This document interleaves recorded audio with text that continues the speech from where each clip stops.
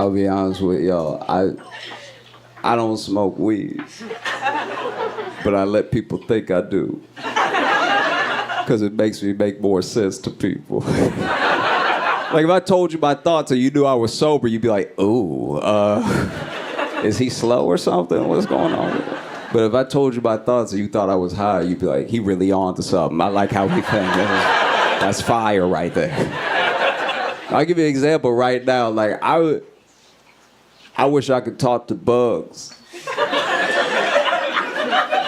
And not all the animals. I'm not trying to get input from everybody, just bugs. Because I feel like it would save a lot of lives, you know.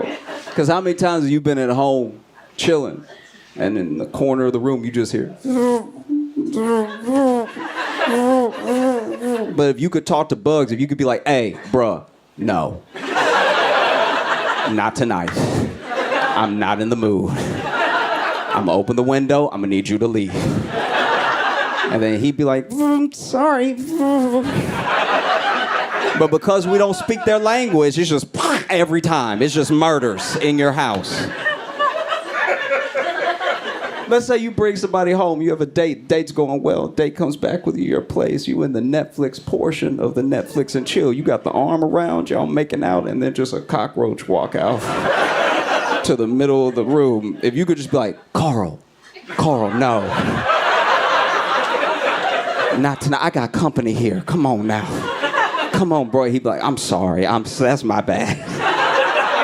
Even she'd be understanding. She'd be like, he had no way of knowing I was coming. That's it happens. If I could talk to bugs, first bug that I talk to would be a praying mantis. I just walk up to him and be like, she ain't good for you, dog. Nah, don't do this. You and the boys for a little while. She just using you for your body, okay? No, not even sex. You got a tasty ass head, and she wants to eat you.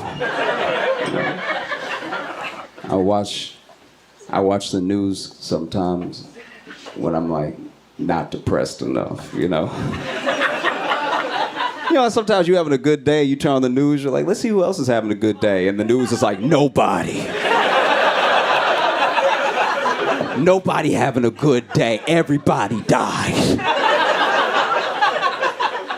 So I turned on the news and I saw Kamala Harris was in Jakarta. And she was in an interview with a journalist. And during the interview, the journalist asked her if she would be ready, willing, and able to take up the office of president if Biden was, for whatever reason, incapacitated. And she said, yes, and it was just too quick. That's way too fast. And don't get me wrong, that's literally her job. Her job to be there in case he not there, she there, right? That's her whole job. But she said yes, like she been dropping banana peels at the White House for years. That's way too fast. She said yes, like every time Biden get on some steps, her mouth water. Just like, okay, it's the day. All right, I'm gonna get my promotion. Oh, he about to miss that third step. Let me get the right pantsuit on. She said it like just anytime she's walking down the stairs behind him, she sees her hair shaking like she about to lean forward. I could be a world leader. And you could tell, she said yes too fast. Because she said, yeah, so he asked her, she was like, yes, ooh. Like, shit. And so then she started backtracking, which just made it sound worse. She was like, I'm just answering your hypothetical. Like, you the one over here asking a question about Biden's stronger than ever. All right, calm down. Do y'all see that they want to impeach Biden now? Do you see they're trying to open the investigation and impeach Biden? It's starting to feel like if you don't get impeached, you weren't really president. Like this started to feel like street cred for presidents. You know what I mean? They want to impeach it. Here's my thing about Biden. And calm down, because I can already feel it. For real. Like I said 2 words and already people were like, what? Like it was. This was so annoying about being American right now. You get like 2 words in and people try to suss out where you are. Like we haven't done that since the Civil War. Like chill out. I said two things. I just said, here's my thing about Biden. And immediately, I could feel y'all's eyes on me like, oh, I didn't know they invited Candace Owens' brother to do a set.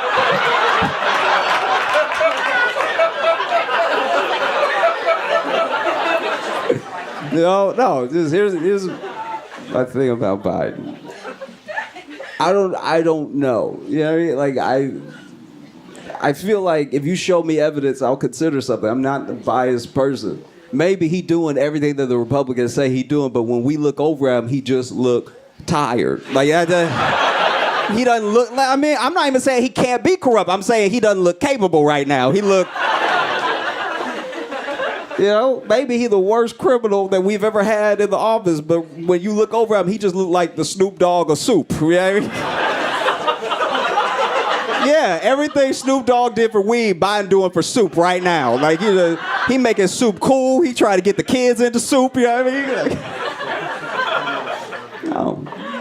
it feels odd, you know, because it's like maybe he's a criminal mastermind, but it feels like he just hanging on.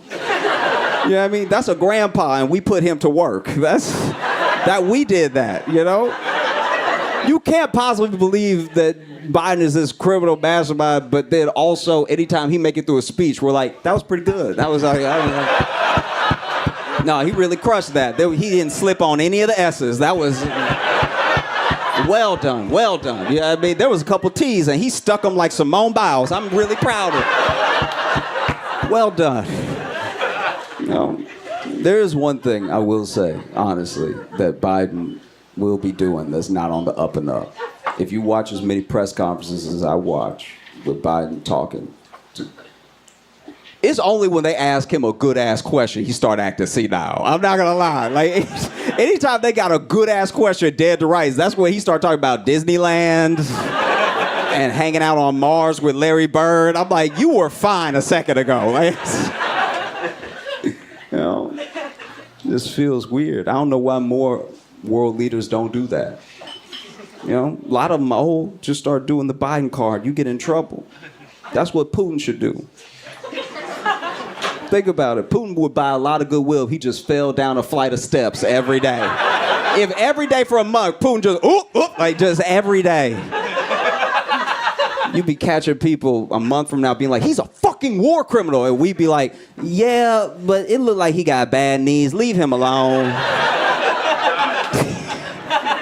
They try to interview him. They're like, why are you still laying siege to Ukraine? And he's like, Ukraine? Is that one of my grandbabies? Like, and they're even coming for Hunter now. You saw Hunter got indicted.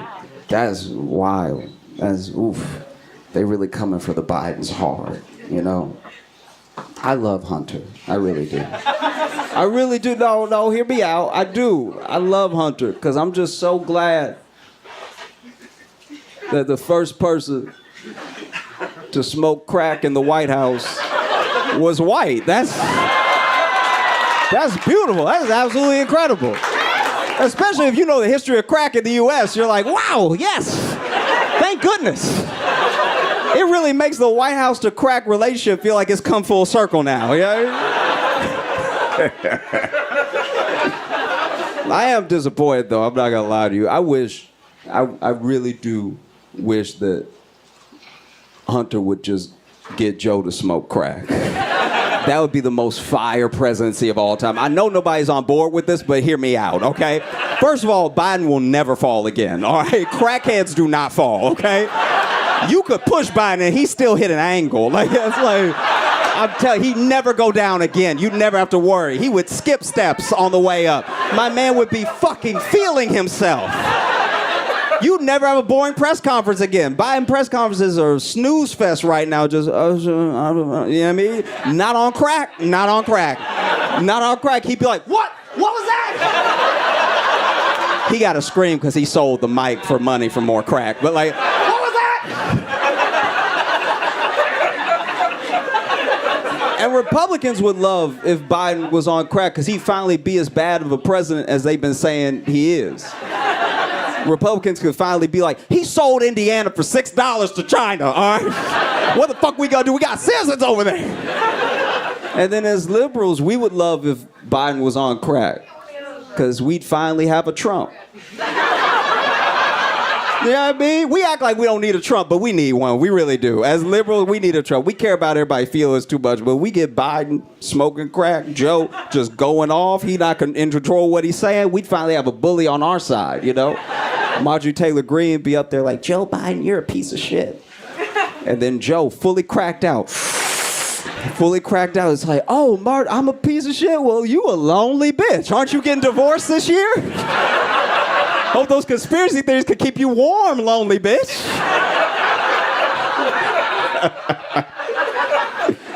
Oh, it'd be incredible. You would have to like rein him in though. You'd see Joe try to wash the windshields of Air Force One. Mr. President, get down. Get down right now. Oh, it would be dope, man. How do I put this?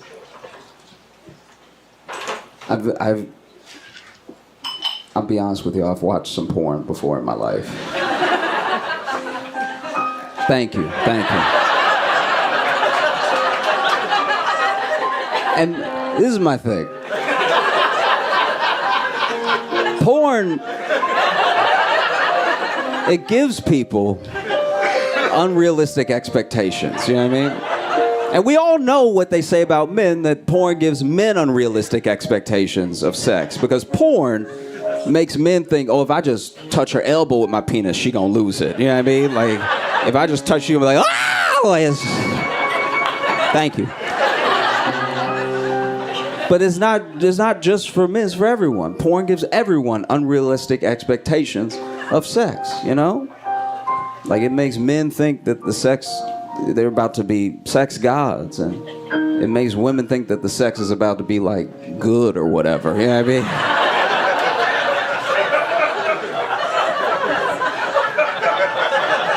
Everybody's gonna be disappointed.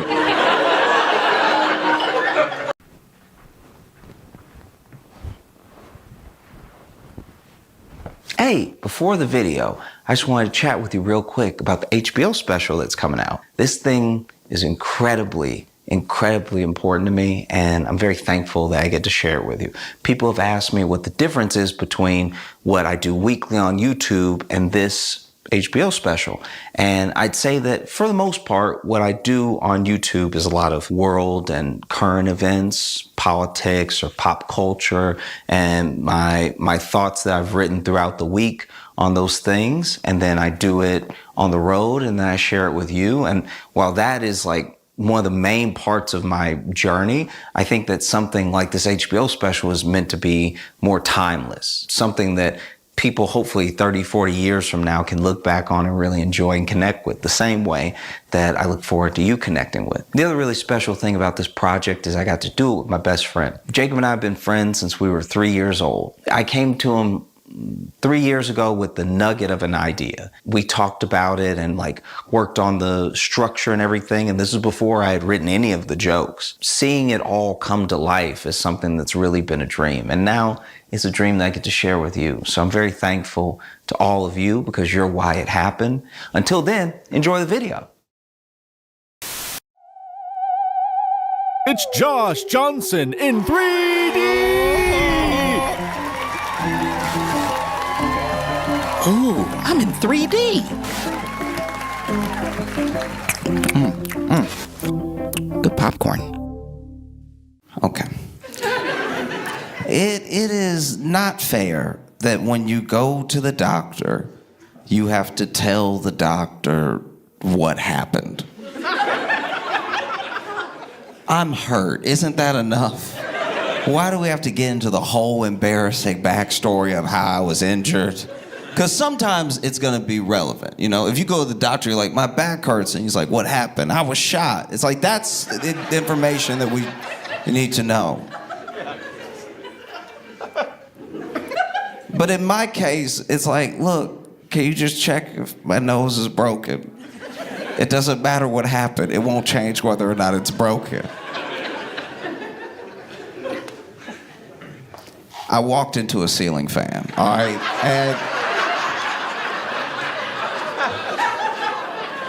And I understand. You're thinking to yourself how you're not tall.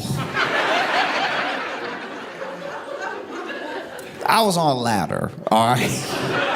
I was on a ladder and I was trying to change the light because this place I was living at the time had these sconces. And the sconces were the ones that were built where the whole sconce is the screw. All right, so you just have to turn this forever.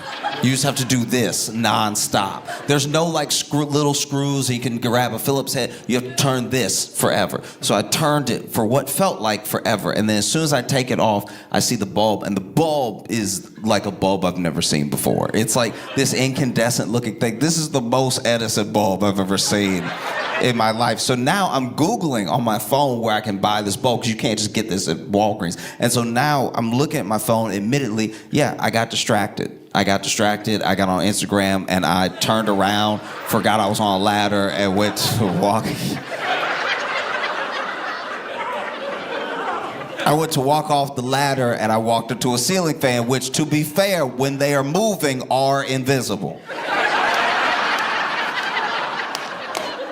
They are. If you got 3 clicks on a ceiling fan, it disappears. If I walked into a ceiling fan that was being still, that'd be very silly. That'd be very dumb. But this thing is, who can know? How can anybody you might have a ceiling fan behind you right now. Don't judge me.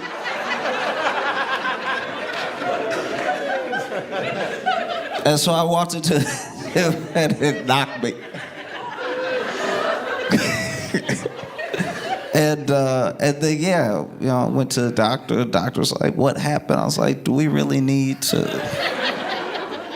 you know, I just wish once I could go to the doctor and the doctor's like the doctor from The Pit.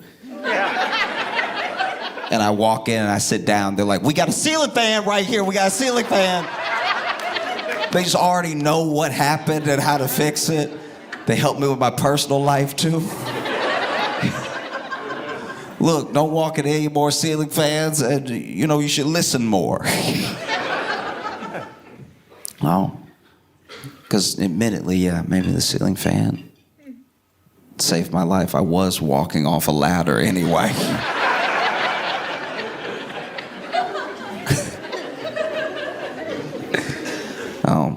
There was another time I had to go to the doctor, explain what happened.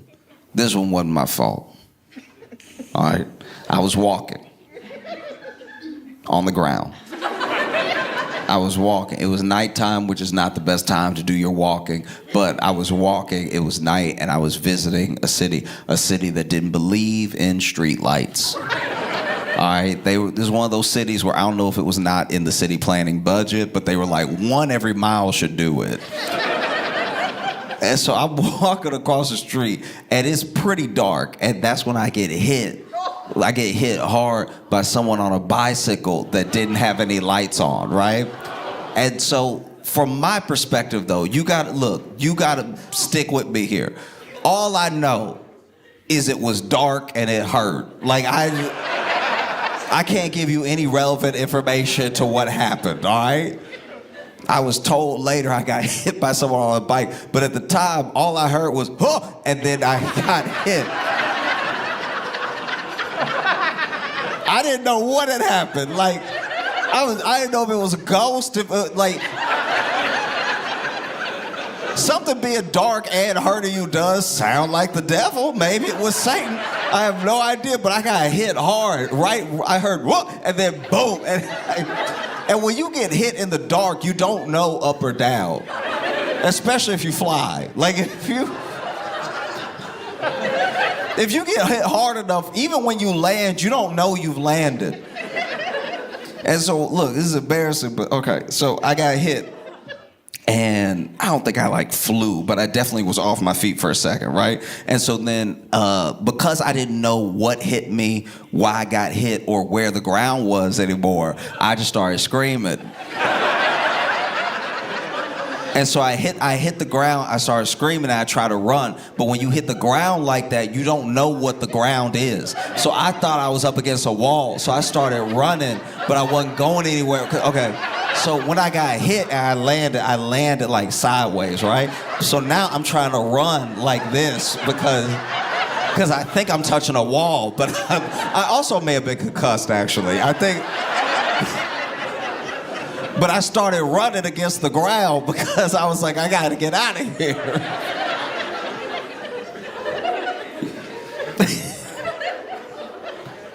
Oh, it was bad. But I will tell you, one of the worst times to go to the emergency room and have to explain an injury is when you were like backyard wrestling. Like back in the day, just with your friends, backyard wrestling. You know, because you would watch wrestling and you want to do some of the moves. And I'll tell you right now, everybody's got their different metrics for rites of passage and coming of age, being a man. I'll tell you this right now, I made one up on my own. Since they're all made up, I threw one in there too. You're not really a man until you have been put through or put somebody else through a folding table, all right? There's nothing like, so watching somebody go through a folding table is one of the most entertaining things America has come up with, all right? Forget all the art we do, all right? Sending people through folding tables is purely American. You won't even care about what's happening, but then somebody will go through a folding table and you'll be like, that was pretty cool though. That was actually awesome. One of my friends had to go to the hospital because they were backyard wrestling and they got him in the position, you know, grabbed his neck and he's over here pretending, what's gonna happen? He knows the table's right behind him. What's gonna happen? Oh no. And then they both jump up together and he gets thrown into the table, and this was a particularly strong table. This table didn't break at all. So this head landed on a table.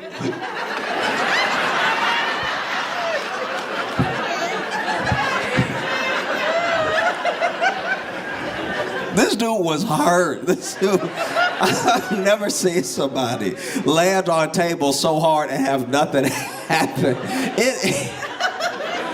He slammed on the table so perfect and just stayed where he was. It looked like that one scene in John Wick where they threw him off the balcony and then he just hit the ground and then the camera stopped and you were like, he must be dead.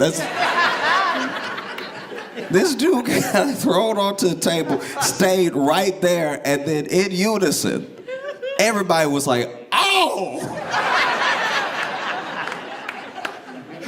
You know, like we didn't know what we were looking at. We were like, I mean, did y'all buy a real table? What did y'all do? They had to pause the wrestling match because we were all like, so his back must have fallen off, right? Like, I've never seen somebody just be that still. And because it's backyard wrestling, everybody's too close. Like, at least in a stadium. In a stadium, you know, they could whisper things to each other and maybe the crowd doesn't hear. But we all at the backyard. And dude who threw him onto the table came over and he was like, "Are you okay?" And he went, wait, don't make me laugh. Wait, stop, wait. He was like, "Are you okay?" And then he went, "Oh."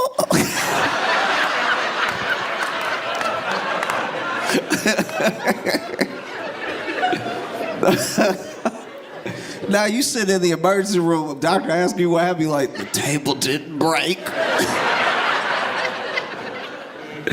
Because going through it's very different than the chair. The chair was a mistake.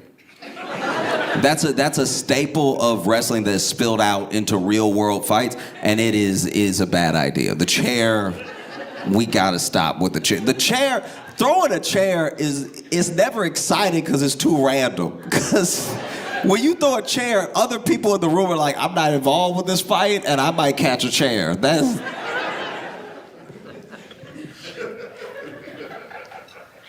Throwing a chair is the only time that the audience wasn't having fun in Jerry Springer.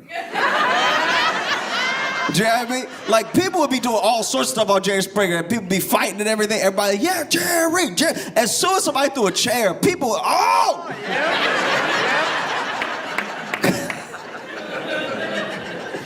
Oh. No, the chair's too much. It makes a satisfying sound, you know, like when somebody gets hit with a chair, backyard wrestling, professional wrestling, whenever you hear that, that's, you're like, oh, he's winning now. Oh. I've never really been able to fight.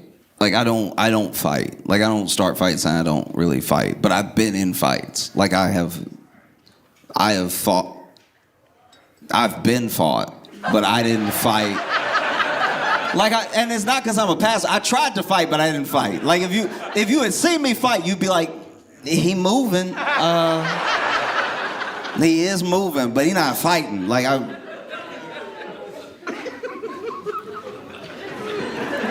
you would think being in enough fights, you pick something up.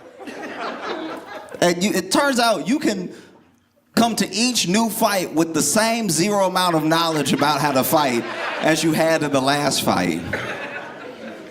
And so sometimes, especially when you're a kid, you're fighting with your friends and stuff like that. Or look, maybe you're fighting people who you're really trying to hurt. But you know, I would get in fights every once in a while, and like I just couldn't put it together. I wasn't one of these kids that had like combos and stuff. You know? There was one time I was in a fight and I knew I was losing because I was your stress levels, your cortisol's like spiking when you're in the middle of a fight, and I didn't know what to do. And I'm like young, and so I'm just thinking the only fights I've seen so far have been in comic books and wrestling. And so everything I did, I just said out loud, which is the worst version of telegraphing your attack that you can get. I'd be like, punch!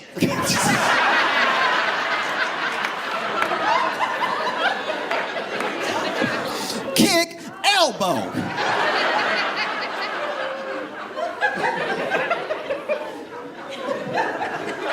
Now don't get me wrong, that could be cool. That could be cool if you connected. If you connected, that's very cool. Because now you're beating somebody up and you're like, punch, see? Punch, punch. That's dope. I was saying punch and missing.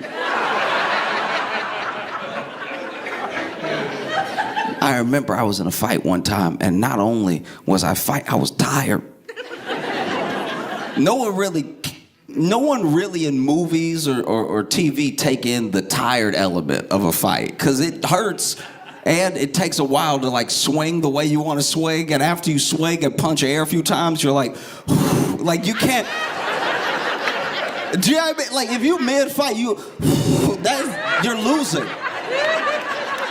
I didn't know the rules of fighting, because here's the thing: when people talk about rules of fighting, it's usually like nothing in the eyes, nothing in the groin, you know. But there are rules to fighting if you're trying to show that you can fight that I broke because I didn't know them. And one of them is taking a nice, long, deep breath that you need mid-fight. If you are in a fight and y'all back up a little bit and you go, they know they got you. They know, ooh, you're cooked. If you over here. No, we were in this fight, and I was dog tired, and I was losing. I was tired and punched. And so even now, when I'm trying to defend myself, I'm over here.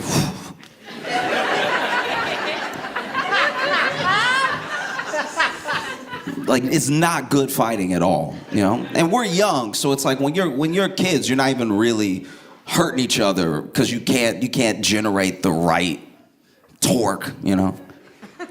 But I was losing so bad. I knew I didn't know how to fight when this kid did a finishing move on me.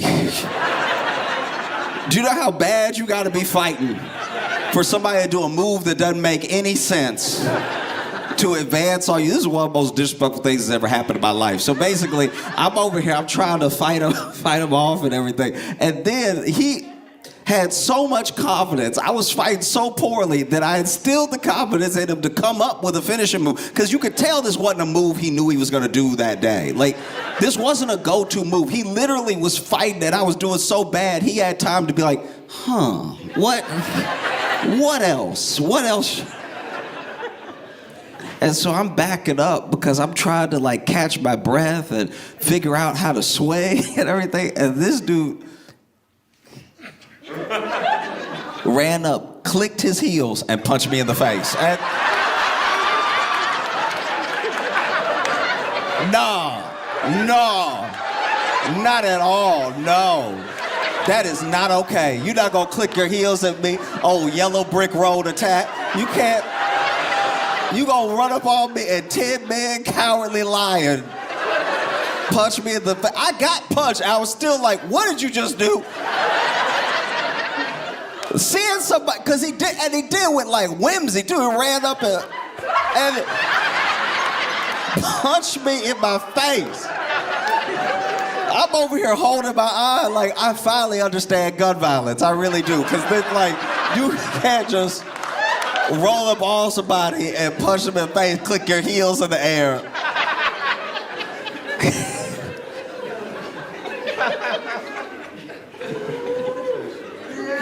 How am I supposed to go to the doctor and tell them I got punched in the face and he clicked his heels? And you embarrassed me in front of everybody I gotta tell this story to. Even when it happened, I was like, I'm never gonna let this happen again. And then it happened again. That was a different look. It was a different fight. It was a different kid. But then this kid, you know, I had some better cardio by now. Now I wasn't as tired. I wasn't over here being like, I was more like, and this kid, he got me good, pieced me up, right? And then he loved to kick. He was good at kicking. And so he was also tall, so I couldn't get in close and everything. He knew how to keep the distance and stuff. And he saw me at my weakest and decided to, must have seen the other fight because he decided to come up with a finishing move too. But this one made me even more angry because this one just didn't even make any sense. Like he went to kick me, but first he went, and then.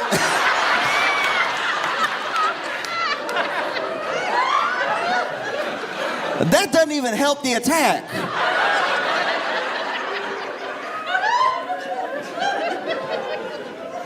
Ooh, I was furious. I was in a fight one time, and look, this is why you come to get tips on how to fight in the streets. But I didn't know this when I was fighting. Okay, so this kid also kicked me, right? And kicked me in my hip, right? Which didn't hurt, but it did move me. And when you get kicked in a fight, whether you get kicked or you get punched, no matter what happens, when you're in a fight, I didn't know this, but when you're in a fight, you cannot, under any circumstances, say ow. That will undercut your entire position, all right? As soon as you say ow, you lose it, right? So I got kicked, I was like, ow! And the way he kicked me too, because I didn't know where to put my hands, right? I didn't know, there was a lot that I didn't know about fight. Like even when you were backing up, I didn't know you're supposed to back up like with your whole body as a unit. Like I didn't know that when you're trying to get distance, right? And you're staying on your tiptoes and you're staying bouncy, that you're supposed to back up like back, right? I didn't know that it was like back like that. So then I went to back up and I was like, and that.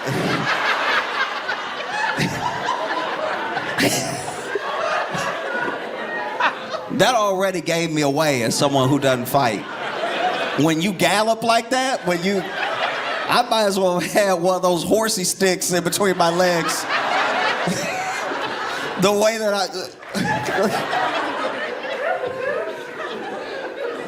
I was thinking to myself, I was like, all right, I gotta do something because he's doing different stuff. And so I thought to myself, okay, maybe I'll be able to pull off a finishing move right now because he kicked me in my hip, which already put my hand out here, right? So in my mind, I'm like, hey, I'm just gonna come around. This is the cross, right? I'm gonna come in and just knock him clean out. Cover right across the chin. He's gonna go to sleep. You know, I'll be standing over him. Look at you now. When he wakes up, I'll be like, tell me what happened. And I was thinking all this in my head in real time. Even as I was swinging at him, I was like thinking about how I was about to knock him out. The problem is my eyes are not the best, which means my depth perception is also not great. And so on the way in, I wasn't doing what I thought I was doing. Like I thought so much about the punch without actually adjusting for the punch. So by the time I saw my fist again, it wasn't like this. It was still like this from over here. So I just go and hit him.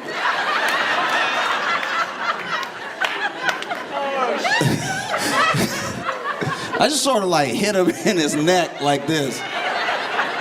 Honestly, by the time my fist was like back in my sideline, I was like, that's not right. And then there wasn't enough time to change it.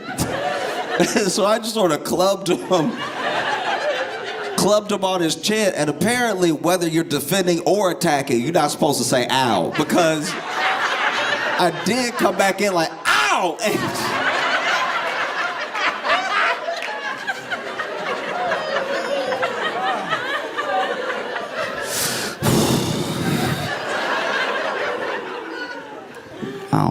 No, it was bad. This is very bad. I'm not much of a fighter, but so much of what my ideas of fighting even are stem from wrestling. Like I loved wrestling when I was a little kid. When I was like 7 years old, wrestling was my favorite. These people were like my heroes, you know. Huge fan of like Kevin Nash, Sting. Sting was big. You know, Goldberg, Stone Cold Steve Austin. And look, you know, I was young and I was watching every week. I was watching religiously. Just these people were incredible. They put on such incredible shows, and they had like these mind-blowing physiques, and they were doing all these stunts. They were picking each other up and throwing each other like they all didn't weigh 300 pounds. I was even a huge fan of Hulk Hogan. Look, we didn't know back then, all right?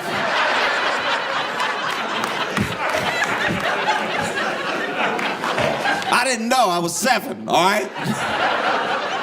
I was 7 years old.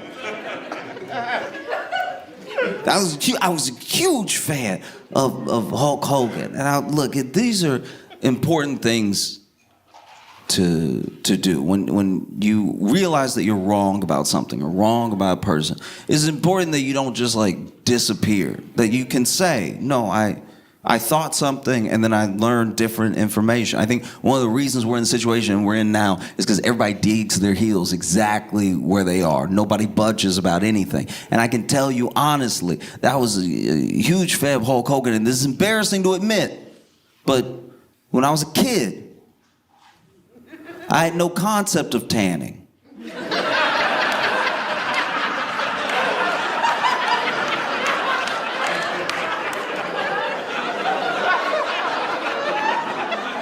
I didn't know what tanning was. I took people at face value. And so when I was 7, Hulk Hogan was my favorite African American wrestler.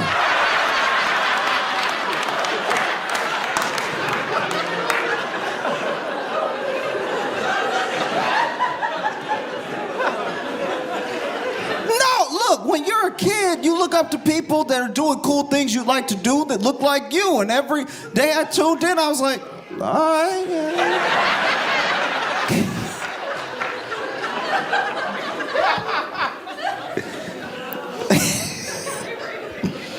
Now, I was sure Hogan was black. I was positive.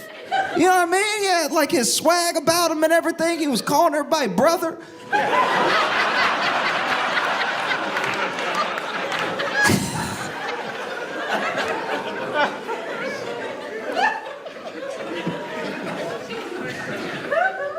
I even got the toys.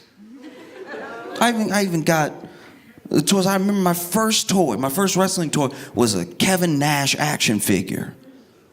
You know, and then I got Sting. Sting even came with his hand so they could curl, so you could put a bat in his hand that came with the set. You know? Goldberg. I even got a Hulk Hogan toy. And when I got the toy,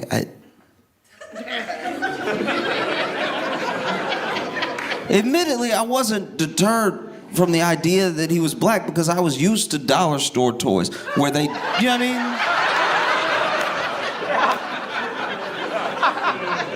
mean? You know what I'm talking about? I've talked about this before, that like those dollar store toys, you know what I mean? Sometimes they don't come like they should, you know, like, or they don't have the right. Like they don't have the rights to make a Superman toy, so they make a Man-Man. No, yeah, if you weren't up on that Man-Man, you gotta get that Man-Man toy. Man-Man was great. He was clearly like 3 different action figures put together of stuff that didn't sell from China. Had like a Superman head, and had a He-Man body. Had the feet of a horse.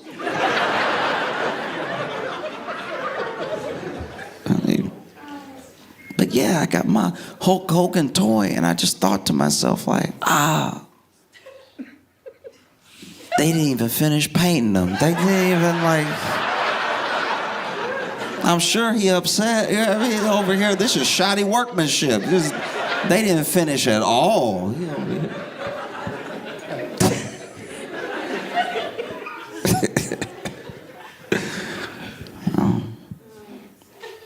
And look, there are, at least as I see it, 3 different eras of the internet. There's that first early internet where you have to know a lot on your own. People were figuring out the internet with it, you know?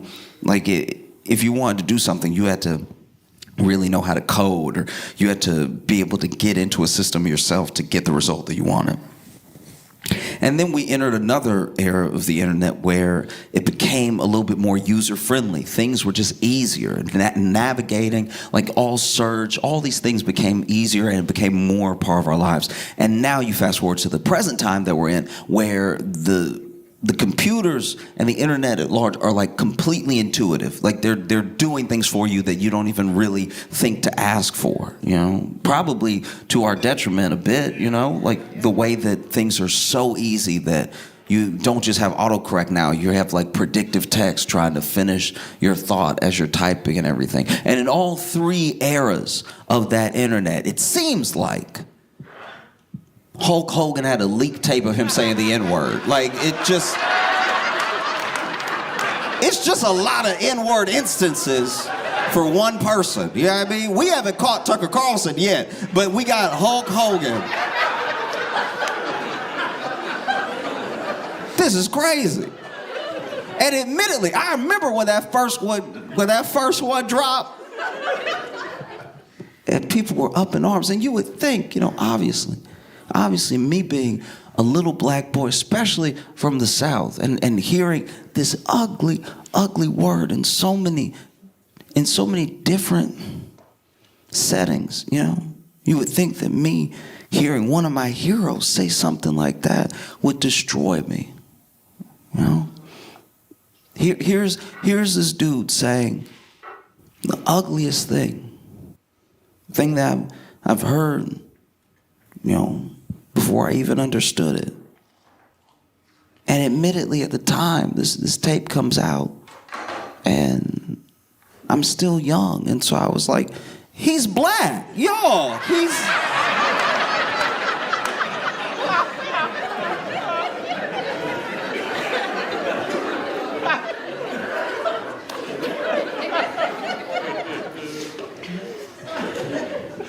And then later, it happened again. I actually found out that Hulk Hogan was white. I was devastated. I was absolutely distraught. I sat there thinking to myself, like, he pretended to be black all these years. This is unacceptable. Because they have this documentary series on Netflix that came out about Hulk Hogan, tracks his career and stuff like that. And the thing that I find most interesting about Hulk Hogan is that his trajectory, his story feels so deeply American. Like every part of it. And it actually feels American in the way that we as a country are experiencing life on the world stage right now. You know?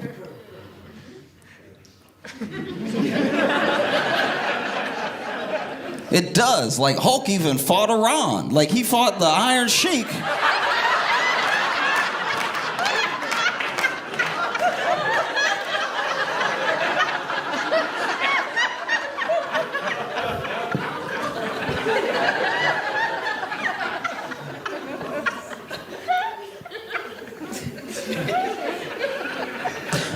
But it's true because, you know, I know that, like, there's Hulk Hogan and then there's Terry. It's Hulk Hogan's real name.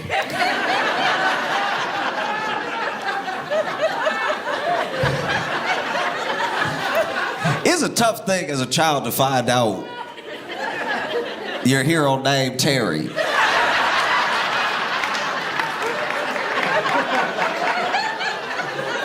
It really makes you question your discernment as a child. Never mind you accidentally think he's black, but Terry... Do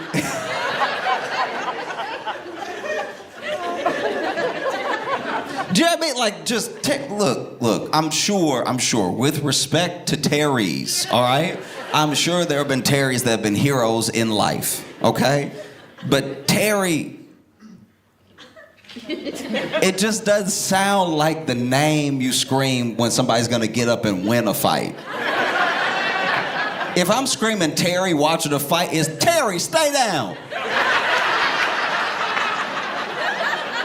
Terry, no, be still, Terry.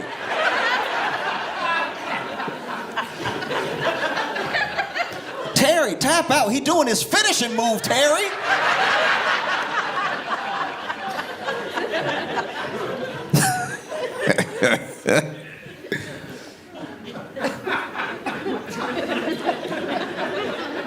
Yeah, there's Hulk Hogan and then there's Terry. And people saw a lot less of Terry. Even his family said that eventually, when you're with any of these wrestlers, there's just a little bit of them that slips away. It feels like they're performing all the time, you know, especially, I imagine now. I imagine if you're a wrestler now, it's completely different. At least back in the day, you knew when you were going to be on TV and you knew when you were going to be at home. And now, because everyone has a TV in their pocket, you kind of have to be in character all the time if you want to maintain this character. You can't really let that mask slip. And so there's Hulk, and then there's Terry. Just like there is the American dream, and then there's the reality. Because the dream is fire. The dream is very cool.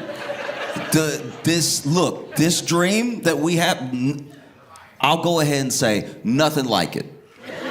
Nothing like it anywhere else. I don't know of another place that people go to achieve that country's promised dream. Then there's reality, which is a stark difference. At least Hulk Hogan and Terry are the same size.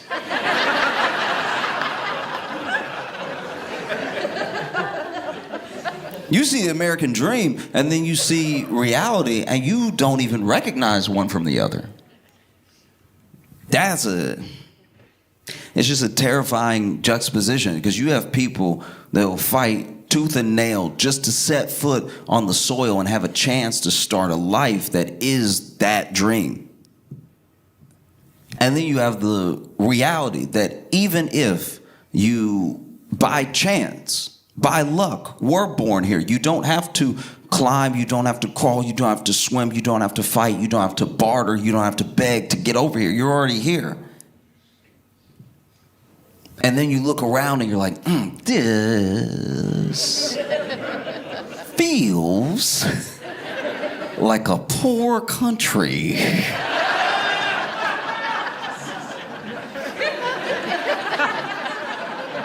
I don't know. I'm not the only one not doing well. It's kind of everybody.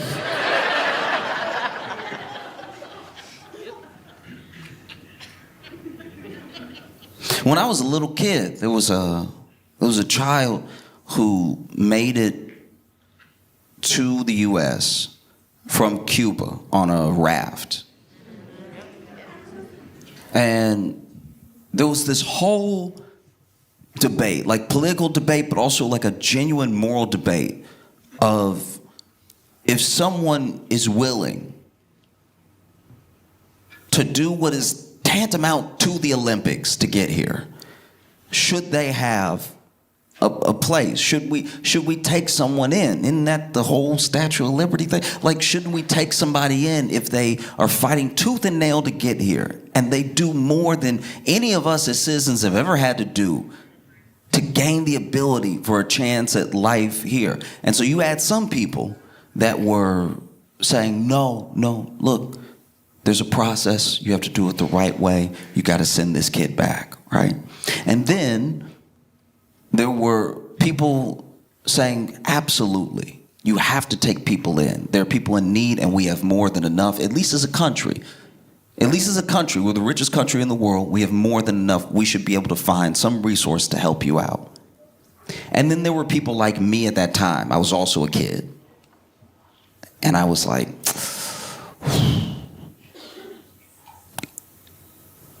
he doesn't know it's pretty bad over here. Like, it's actually... Ooh, as a citizen, I have horrible news about my life so far. Yeah. I think that's one of the reasons we turn to like entertainers and that escapism for an ideal about ourselves, because at least there it's a little bit easier to feel like that thing is real.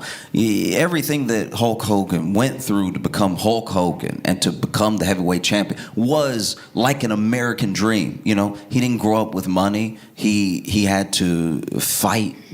He had to break his body. He had to be given chances, and then he had to take every opportunity possible, even when those opportunities looked like they were slipping him by. You know, Vince McMahon gave him a choice. This is the dad senior, right? He gave him a choice. He was like, if you go do that Rocky III movie instead of your promo that you're supposed to do for me, you're fired. And he went and did the movie, and that was a risk, because he didn't know what Rocky III would do for him. Turns out it catapulted him into stardom. Taking chances is part of what America's supposed to be all about. And then he goes to absolute war with the Iron Sheik at Madison Square Garden. He wins and becomes the heavyweight champion. He's everybody's hero. Even his dad who never understood why he went into wrestling, his dad said on camera how proud of him he was. Seems like that was maybe the first time that Terry had ever heard those words. He's like, I'm proud of my son. And he said, I think you did the right thing. But for years up until that point, he was like, why can't you be more like your brother? Why didn't you go to college? But it wasn't until that day, Madison Square Garden, thousands and thousands of cheering fans and watching your son in real time achieve his dream that you didn't even think was possible. How can you not look at that and say, yeah, absolutely. That's what the American dream is supposed to feel like. And the reality is very different. The reality and the truth of the matter is that these people, like Hulk Hogan, are truly one in a million. Not because of talent or grit, not because of like hard work or anything, not even because of luck. They are one in a million because the odds and the way that the deck is stacked does not work that way. You don't just get to the top by working hard. It's just not true. Hard work is an element of people who've been very successful, but I meet people every day who work incredibly hard. and they're not going to make more at their job than they're making now. You know, I've been there. I've worked at restaurants where I've worked as hard as I could, and then I was like, okay, yeah, I guess it was worth $36. You know, because you're not actually rewarded according to your hard work. You're not usually rewarded according to your talent or even by merit. Half the time you're rewarded because of who you already know, through relationships, sometimes just through, you know, who your parents are. I'm not saying that's the entire way the world works. I'm just saying more if it works that way than it does the other way. And so I was watching Hulk Hogan as this kid, and I'm watching him towards the tail end of his career because he's wrapping up wrestling by the time I'm becoming a wrestling fan. And I'm just proud to see, you know, a black man out there achieving his dreams. It meant a lot to me.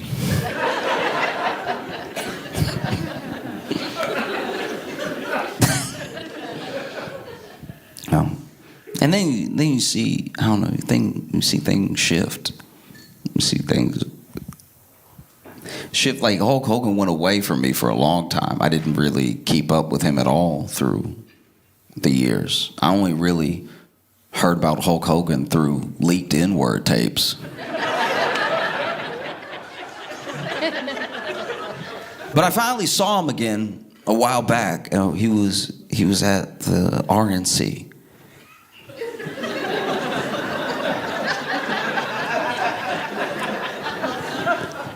And he was ripping his shirt for Donald Trump.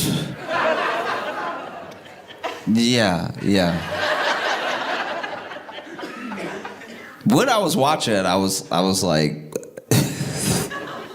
I don't fully get why you would rip do what you want. Do you know what I mean? There was a part of me that when I saw that happen, I didn't even have the pang of like, oh no, one of my childhood heroes, because I had stopped liking Hulk when I found out he lied about being black. You know, if anything, I was watching him rip his shirt to the RNC and like, look, a fraud campaigning for a fraud, okay?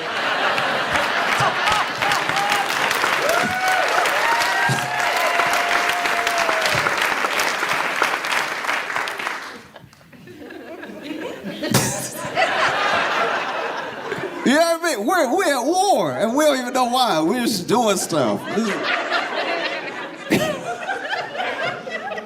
We have no idea why. We're just doing things. At least Hulk knew why he was wrestling Iron Sheik.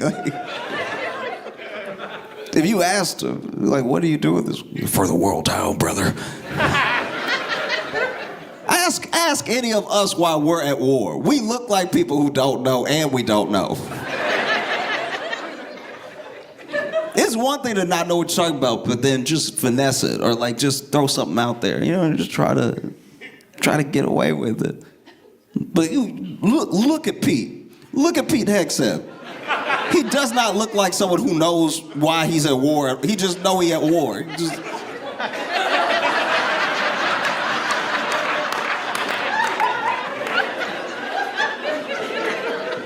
Marco Rubio trying to gaslight everybody. I've told you why we're at war several times. I've told you so many times. This is the same stuff that like my parents would do if I asked like a good question as a kid. Whenever you ask a good question, adults be like, we already went over this. It's like, no. My life was short so far. I remember everything that has happened, and we did not talk about this. No, you're not slick. We didn't go over this 1,000 times. We haven't. I remember.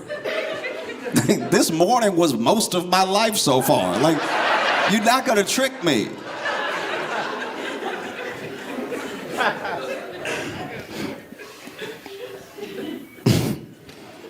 Even Trump doesn't know why we still at war. He tries to act like he does. But you notice every other post he does, the war is over. I feel like he's trying to do that until it's true. Like, Like, he can confuse Iran. Be like, we're not even over there anymore.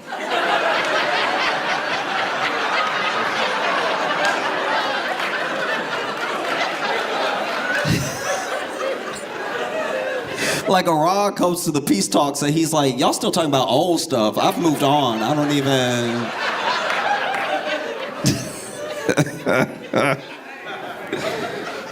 No, because this is bad. This is bad. This is very bad. This is very, very bad. I watch the news and have the opposite feelings. You know, I used to watch wrestling and wish it was real.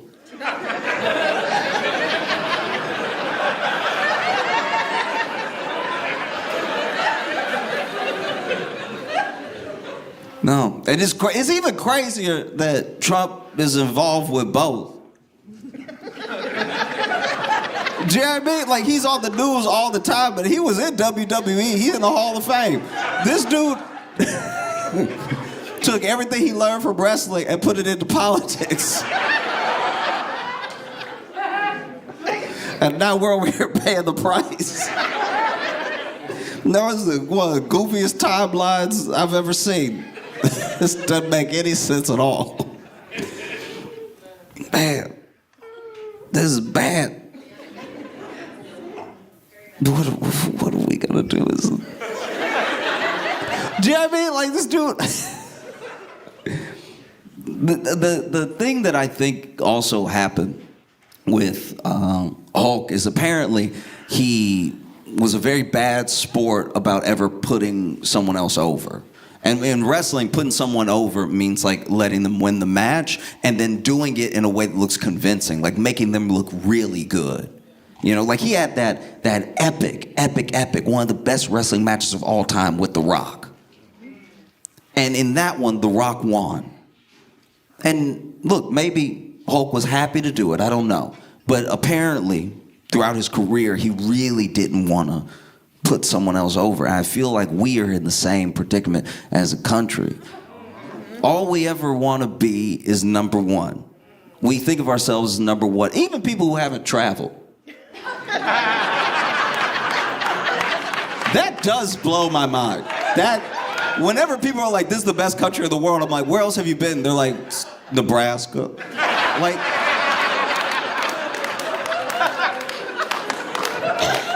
what are you doing? You don't get to say that unless you've been to at least one other place. You don't know. The thing that's so frustrating about where we are, especially right now, is that the mask is sort of off. And they've already told you that all the money that they have is going to be used to destroy other people's lives instead of improve yours.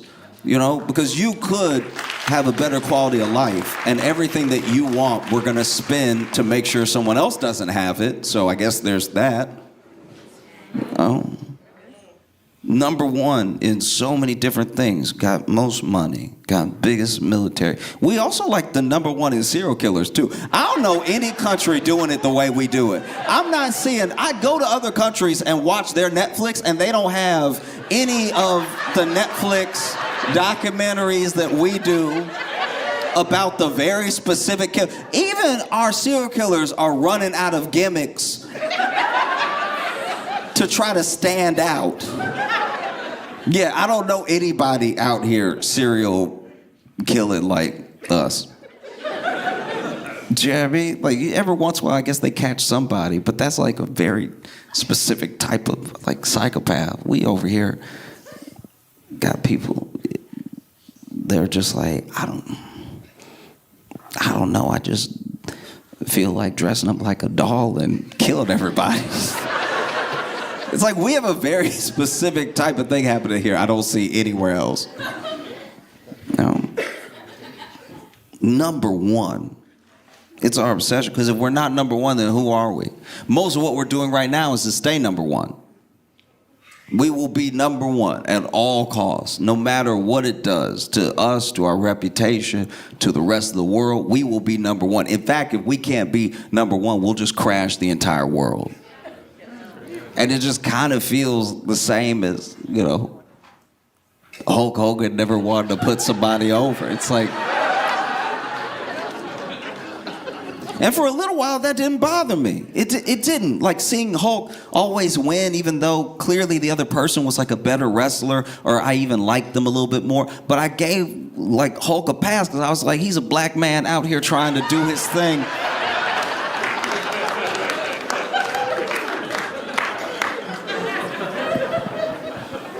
But some people look around now and they don't even recognize their country. And look, you could make the very fair point that what they even thought they were seeing in the first place wasn't actually what was happening. That was part of the character, the facade of what America was, because it's something different to everybody. But when you look around the world, it's not the way that it was. I travel a good bit, and whenever I tell people I live here, they're always like, oh.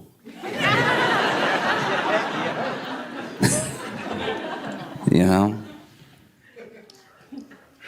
And so it's a hard thing to contend with, because you look at someone like Hulk, right? And Hulk would be in all these commercials, once again, cartoons. He'd do all these events for kids and everything. And he would even say to them on TV and in person, you want to be like the Hulkster, you work hard, say your prayers, and take your vitamins. Right? And even as a kid, I was like, vitamins?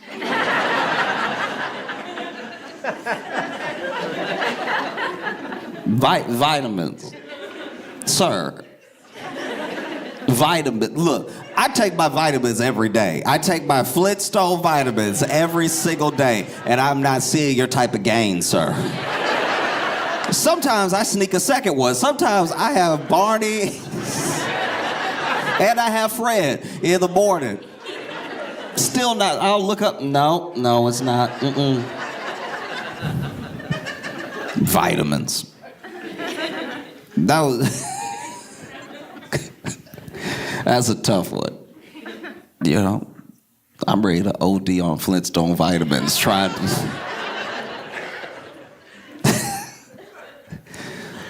to be just like Hulk Hogan. And then there's the scandal over that. I don't know if you remember that, but that was huge.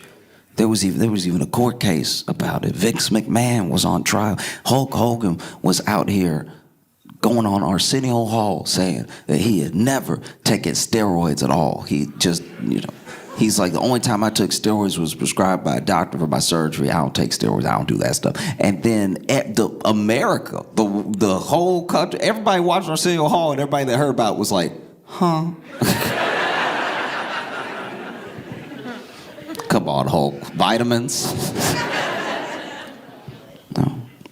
But then there was this big scandal because he admitted that he did take steroids eventually. And I think a lot of people, myself included, were like, duh.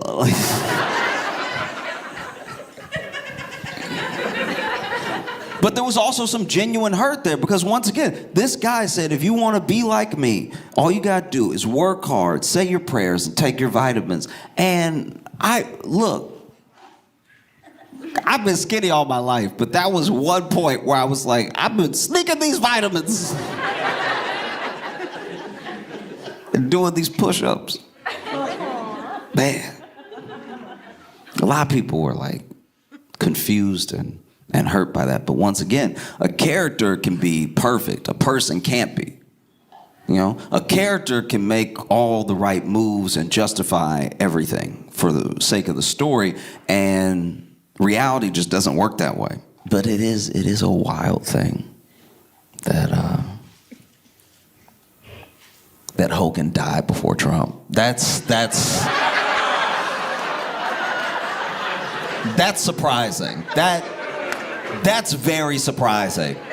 Come on now. A dude who worked out every day. I understand he took steroids. I get the steroids are, they grow all your muscles and your heart is a muscle and you get complicated. I understand. I also understand that he wrestled and he took a bunch of pain medication stuff. Like there are complications in there. But also, come on.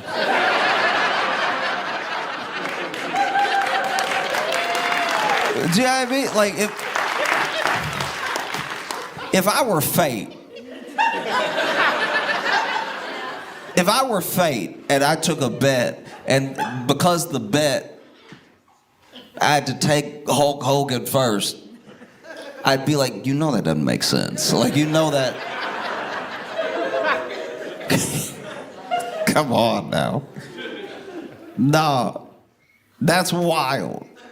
I understand he took steroids and he didn't have the healthiest lifestyle, did some drugs and stuff like that, but also, like, this man full of fried chicken. This man, at any given point, I've never seen a picture or video of Trump where he didn't look like he just finished a fried chicken. I'm telling you right now, sometimes I just see crumbs. Y'all know you see these crumbs. Sometimes I just see a couple crumbs. I'm like, what is that? That's either, now I understand tanning. Now I know what tanning is. So that's either skin coming off or it's crumbs. We got a president with crumbs on him all the time. Every time I see Trump, he look like he finished a snack.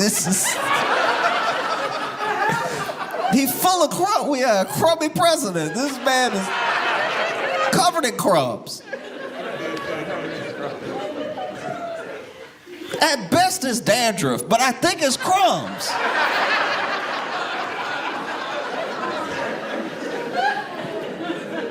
I don't know. I know crumbs when I see them.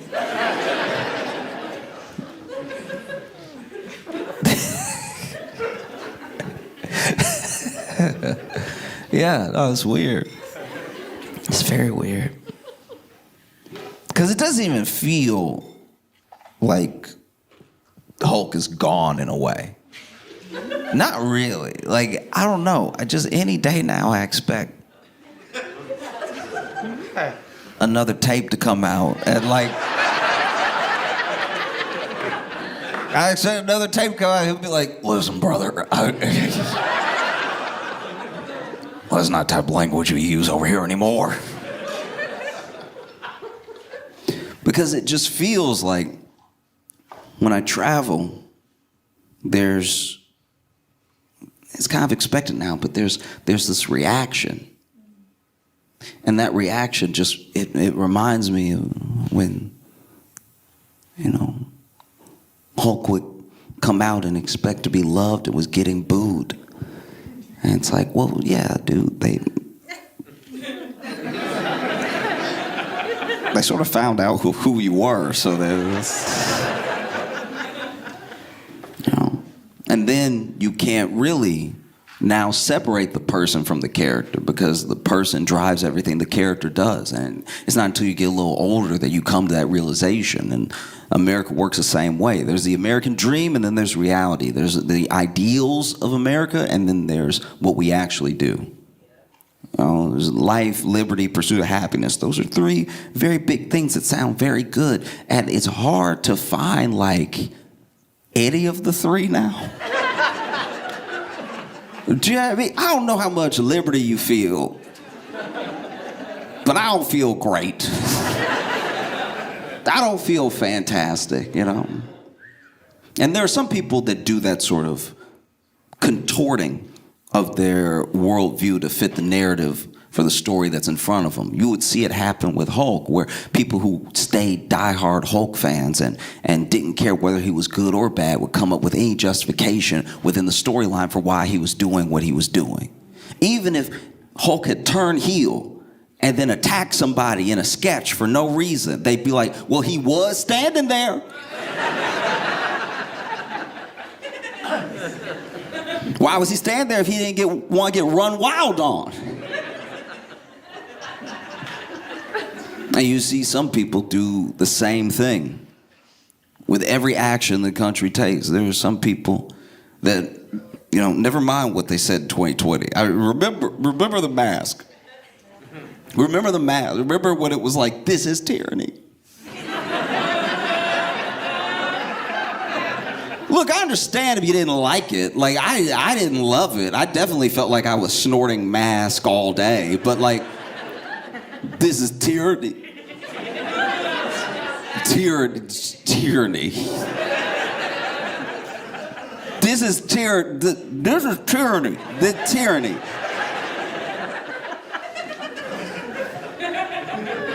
And now some of those same people, I've watched it because I have Facebook. I've watched some of those same people. You scroll up enough, this is tyranny. And now they're like, of course you should carry proof of citizenship on you at all times. Even if you're a citizen, they don't know. The ICE officer's just doing their job. And I'm like, oh man, you've never met tyranny. That is crazy. That's wild. You're supposed to have life, liberty, and the pursuit of happiness. We could pursue. I think we're doing a pretty good job of pursuing. Well, we pursue pretty well. We pursue the same way that, like, a rabbit on a treadmill pursues a carrot stick in front of, like... No, we're trying, but I don't know. This is life, liberty, pursuit of happiness, right? And even life. I don't know if you've noticed our lives. But man, feels like we've had a lot of our lives sold over. Like almost feeling like it's been sold out of our hands to a degree. I mean, you look around and people can't even control the circumstances around them when it comes to environment. You might buy a home, an already nearly impossible feat for the average American, depending on where you live, and you buy this home and you take a risk just so that you can own something. You can own a piece of America. You can have your own land, your own little kingdom to yourself that you feel safe and secure, that you know that you worked for. Because remember, hard work, right? It's a staple. But then the data center moves in and skyrockets your electricity bill up, is making constant noise, poisons your water and everything. I mean, that doesn't feel like much of a life. Or when you were just living, wherever you were living, and then companies decide to dump in the water source because it'll be cheaper, or companies decide to lobby as much of Congress as they can to cut regulations so then they can just exhaust from their refineries and factories at will, which poisons your air. They don't live there. The people that work in the place might. The people who are also in your situation, just like fighting to get by and make some money so that they can live, they might live around you, but the person who owns the factory never does. You're supposed to have life, liberty, pursuit of happiness. Yeah. We are entitled to these things. But then you get gaslit to the point where if you say you're entitled to anything, you somehow have it flipped on you and you sound like some sort of freeloader. But these are my entitlements because I work hard, I pay my taxes, I do everything I'm supposed to do. And it has you sitting there feeling like a bit hopeless because you did everything that you were supposed to do. I worked hard. I said my prayers, took my vitamins. I don't look anything like Hulk Hogan. This is devastating. I've been living a lie this whole time. You have no idea how many vitamins I took. It might have stunted my growth. I took a lot of vitamins. I was taking everything I could because I was sure. I was like, that's good. Oh, that's a big word.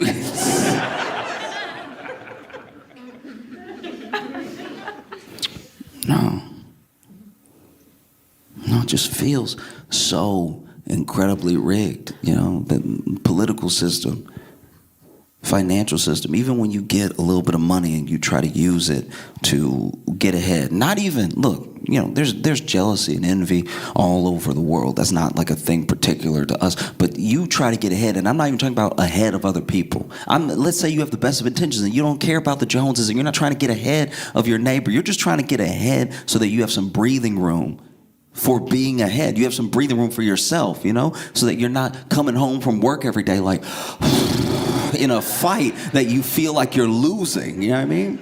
And so you just try your best to get ahead, and then even our financial system doesn't do you any favors because now I guess we're just a casino.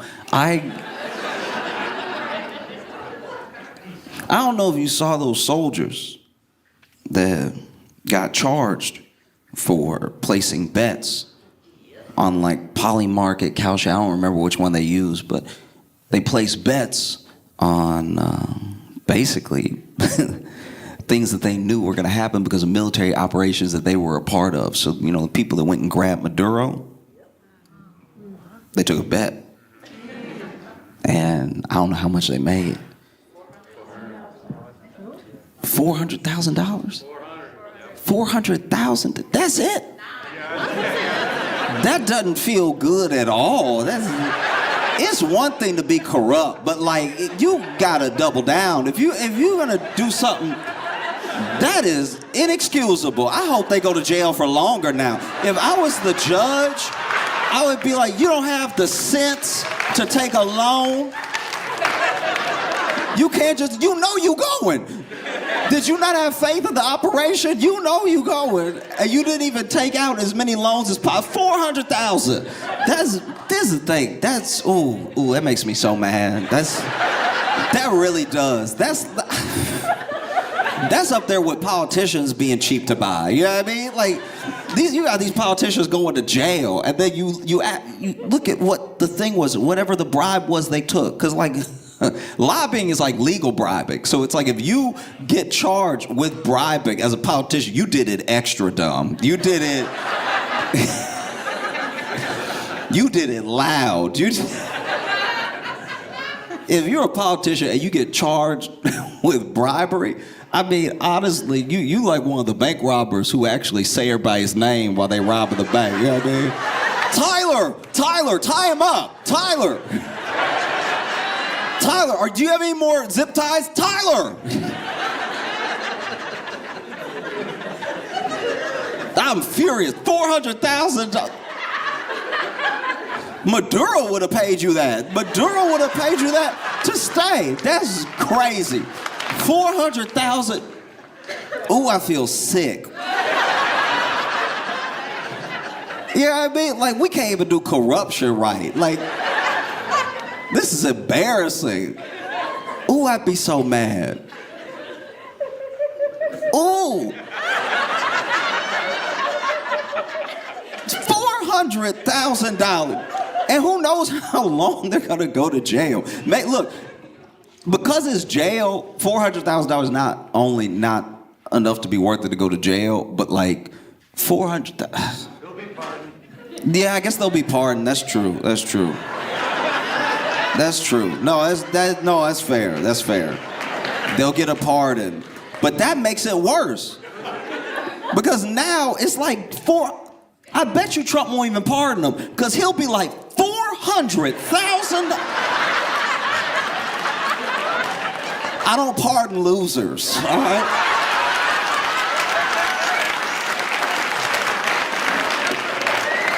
$400,000 is such an embarrassingly low number for what you had. You had intel. You had actual intel and a bet that like only you could place.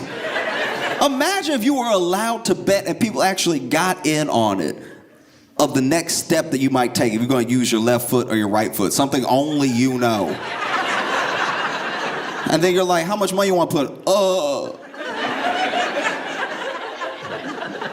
Only you know.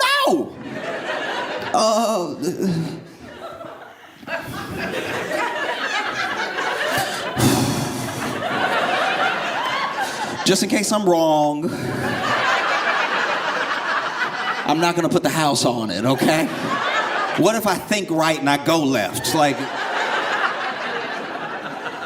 oh, I hope they don't get a pardon. That's so stupid. 400,000. Oh, I'm gonna lose my mind. I actually like this. Yeah, this is bad. Ooh wee.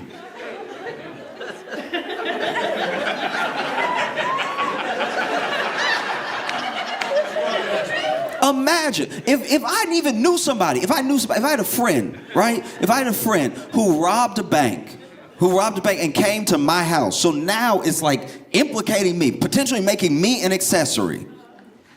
And I was like, what, you know, this is someone I've known for a long time. I at least want to get to the bottom of the story. I can't believe you would do something like this. You robbed a bank? Did you hurt anybody? Did you, like, what was even what were you thinking? How are you going to get rid of this money? How are you going to clean this money? You didn't think. And how much did you steal? Around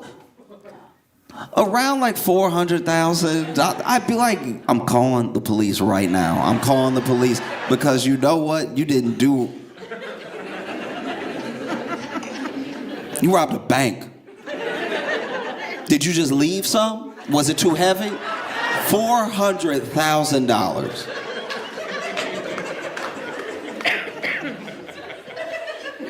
That's ooh.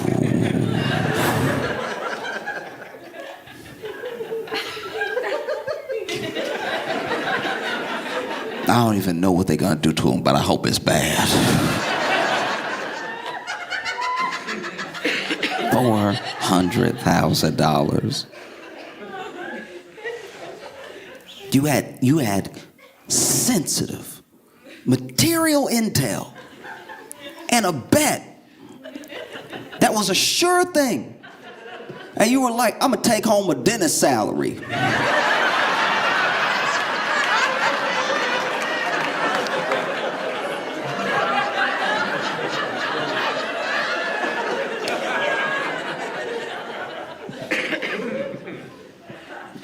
We gotta do better as a country. Like, you know what I mean? Like, if we're gonna be a scam country, we gotta be a scam country, you know? NFTs went for millions. NFTs, worthless now. You remember that NFT that sold for, I think it was like $62 million, whatever like that, right? Now, apparently, it's worth $2,300. I know. And look, the person who bought it clearly had that money to spend and wanted to be in the headlines and was just, a vanity buy. Some impulse thing that this person can do because they're rich. But even the artists themselves and the market, even though we knew it didn't quite make sense, it didn't really make sense because you were getting a JPEG of a picture that wasn't it. It's my picture. I own the picture, but then you got a JPEG of the picture. Apparently, a JPEG picture is more expensive than the actual picture that I own. But then I have the real one, and then you have. I know a scam when I see one. Like you have a picture of the picture, but I have the picture. I have the painting, right? And then you're like, this thing's valued at $100,000. And I was like, oh, actually, I have the painting, and the painting they say is worth $20,000. So there's no way a picture of the picture is worth $100,000, and the picture is only worth $20,000. No, it is. No, it is. It is, though. It is.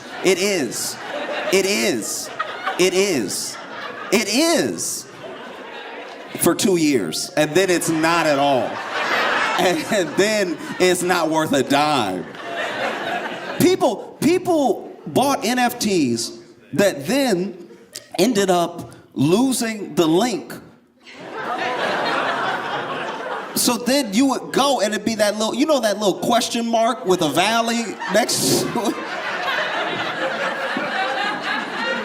That would be your 100,000, right? That little question mark, little valley. Might even make that old Windows 95 sound like, huh? You remember that? You remember when there was an error somewhere, huh? Like, it was worth so much money until it wasn't. But even a $64 million purchase that ends up being $2,300 is not as dumb as knowing what's gonna happen for your bet and walking away with $400,000.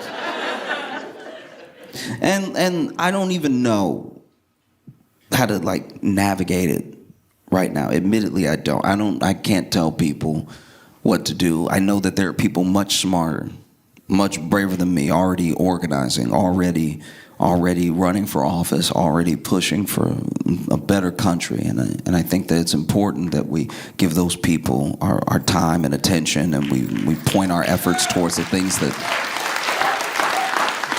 that they're doing, Because I can't tell anybody what to do. And even if I tried to tell people exactly what to do, brick by brick, I don't even know if you should listen to me, I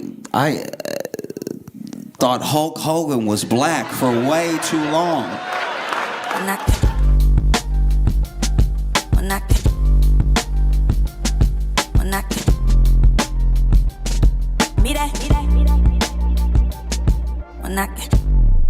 Give it up for Josh Johnson!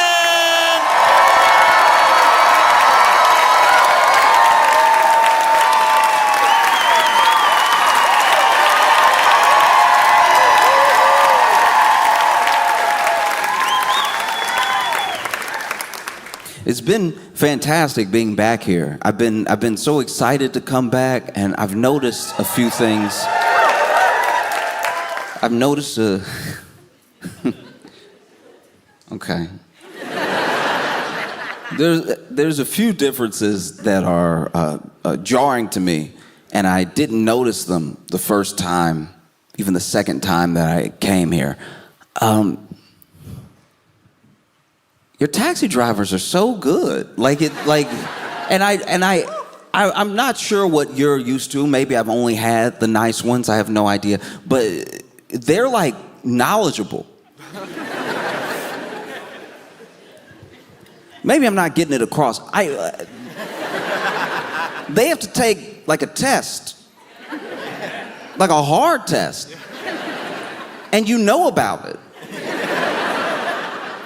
I'm not saying that the taxi drivers in New York don't have to take a test. I'm sure there's some tests, but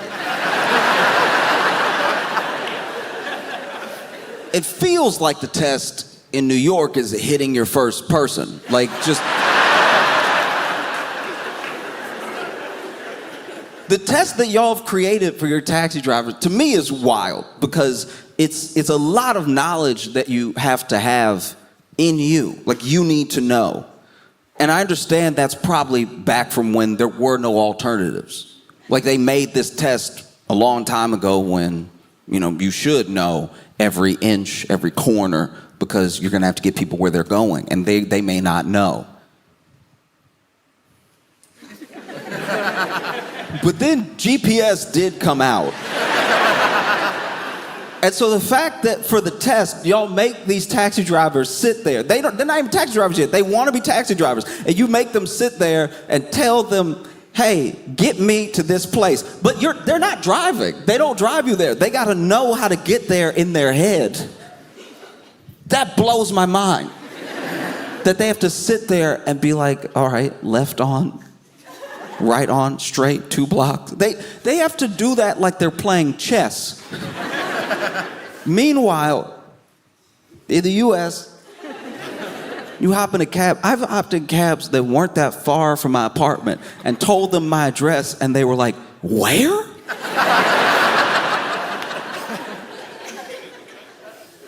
Like, I've been in a cab with the cab driver, and both of us are lost.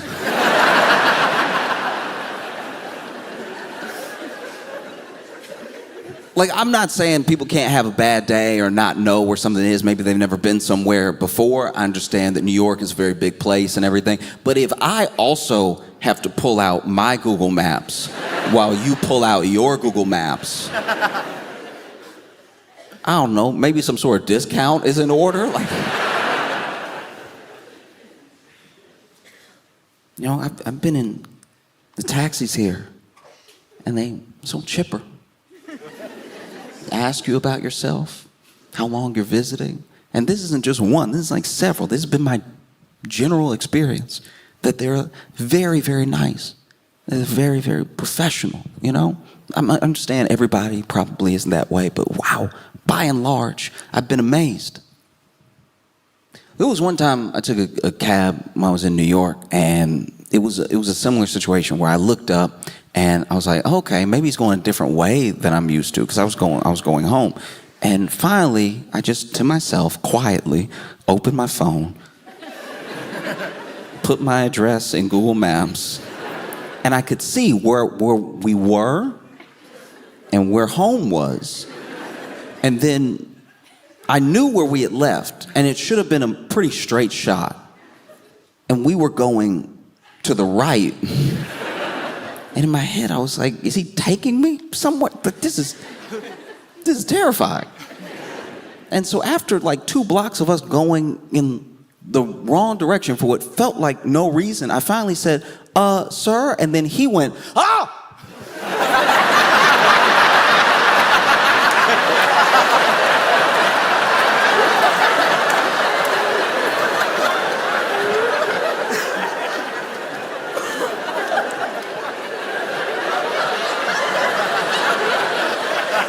He had forgotten I was in the taxi.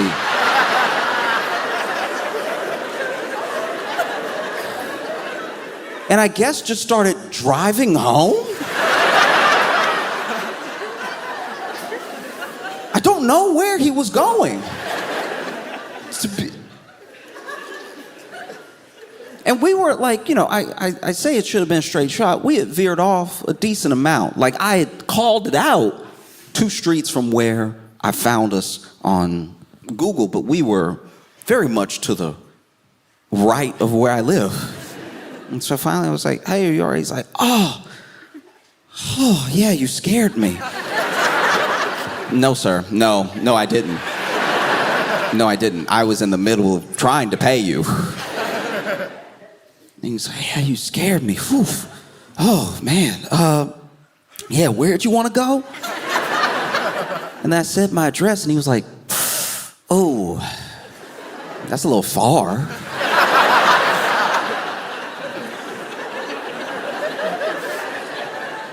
Just saying, treasure what you have.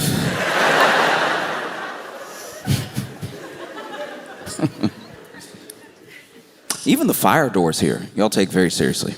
The fire doors are big here. We have them in the U.S. too, except there's one big difference between our fire doors there and your fire doors here. Your fire doors open in,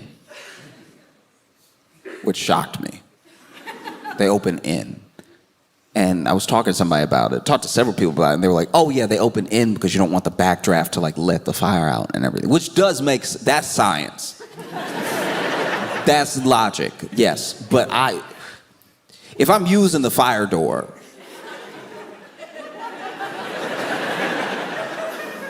I would love to get out as fast as possible. That's just me. That's what we do over there, right? Which might be why so many of our buildings last, I suppose. But I was like, why do y'all open them in? Like the people using the fire door trying to get out. And the guy that I was talking to was like, look, yeah, I understand that may seem odd to you, but we as a country have made an agreement that you're already on fire. Be a gentleman about it and don't catch everyone else on fire, all right? I've been walking around London, been enjoying being here and everything. You know, it's hard to not just notice all the differences. Like what things are like where you're from and what things are like in the place that you're visiting. And I gotta say, wow, y'all really just walk out in front of the car like that. That is just...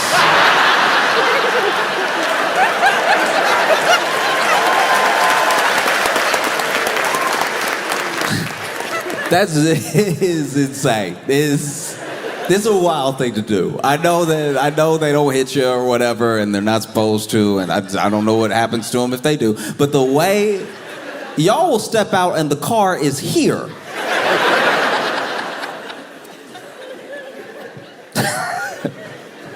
Wow.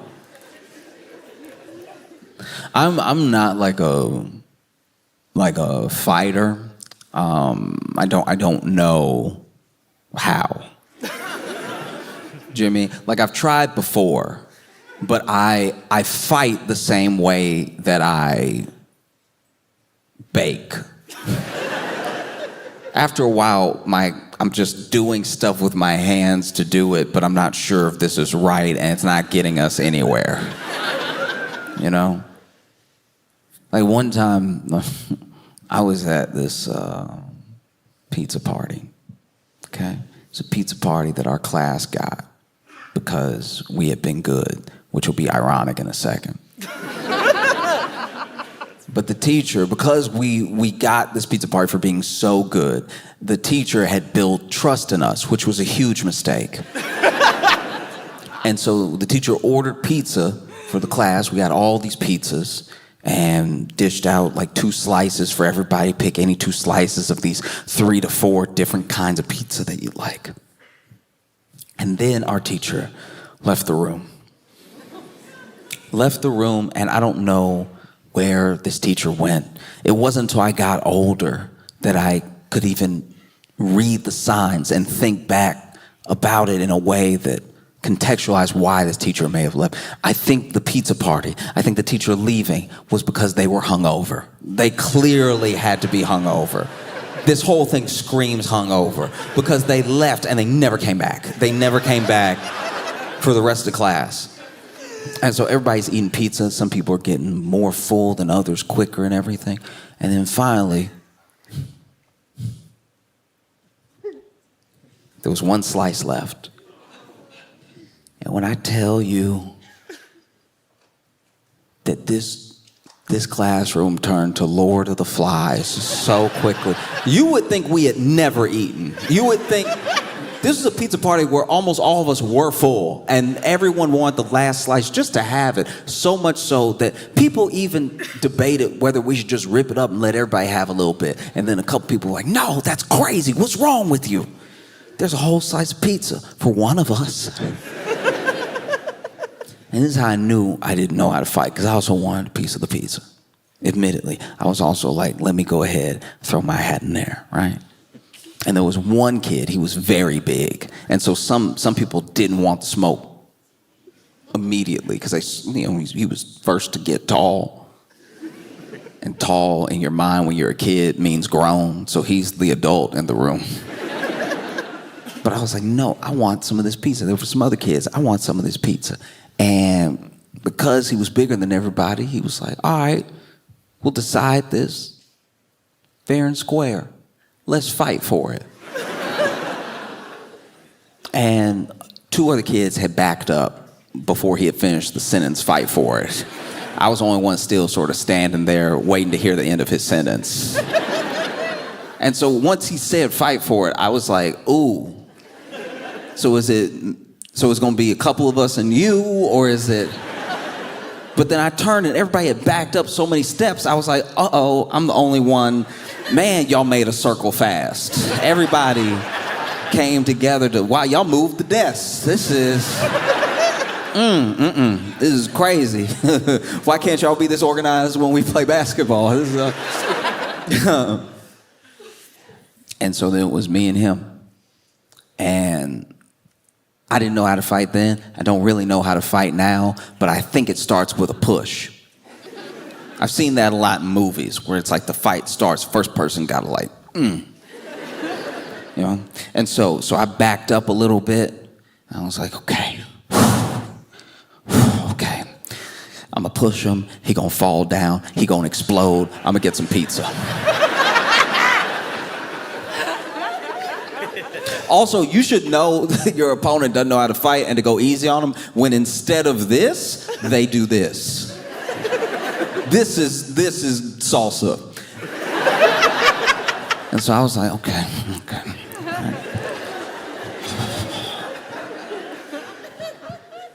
Huh. And I went to push him, and I fell back. Because he wasn't built like a child, to be fair. And then I spring up real quick. I was like, okay, that didn't work. Looks like we're gonna have to go to slaps. Slaps are next.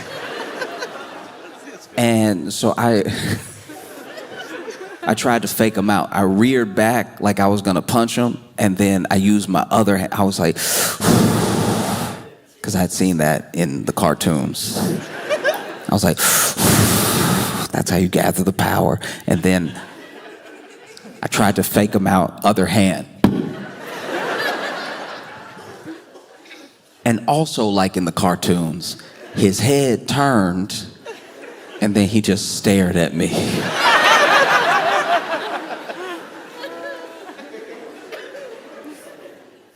And before I could say, uh-oh, he punched me in my face, right? Now, you're never actually supposed to see yourself. No, that's like a fact. You never see yourself. Like when you even look in a mirror, you're looking at your reflection. You're looking at yourself reversed. Like you're never supposed to see yourself, really. Like not in the natural world. People can take pictures and stuff, but you're not supposed to see yourself the way other people see you.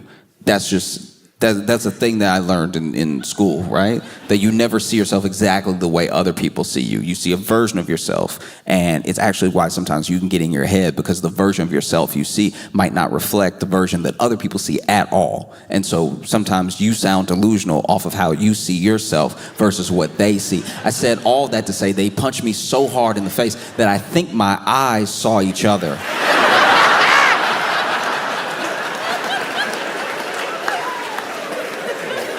I don't know. So the punch looked like an optical illusion where, you know how you forget your nose? Like your nose is actually in your field of vision all the time, but your brain forgets it, or else a nose would be blocking everything that you see all the time. So then you don't see your nose, but it's right there. It's right in your face. And the punch worked the same way. I didn't really see it coming, and then I saw it for a second, and then it was gone, which is how I thought, oh, maybe my head is caved around his fist. Now, I know that this didn't happen, because if it happened, I wouldn't be here right now. But this is what it felt like, because I was like, ooh, wow, it's coming fast. I saw it, and now I don't see it, but I feel it. That's crazy. Does he have superpowers? And then he reared back, right? And so I was like, all right, I think the best defense for whatever that was is to just start swinging. And so then I swung again, and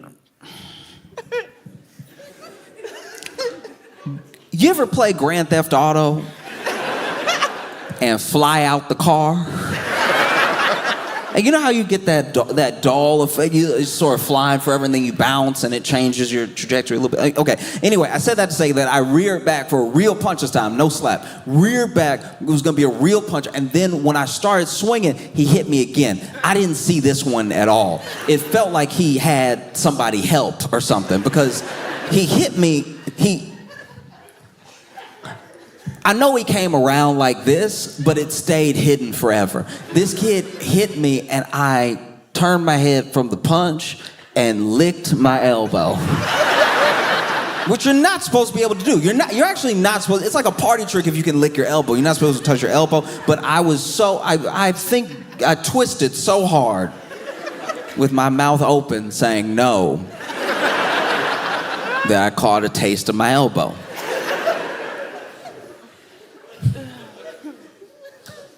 Whole reason I tell you about this is that years later, oh, he got the pizza, by the way.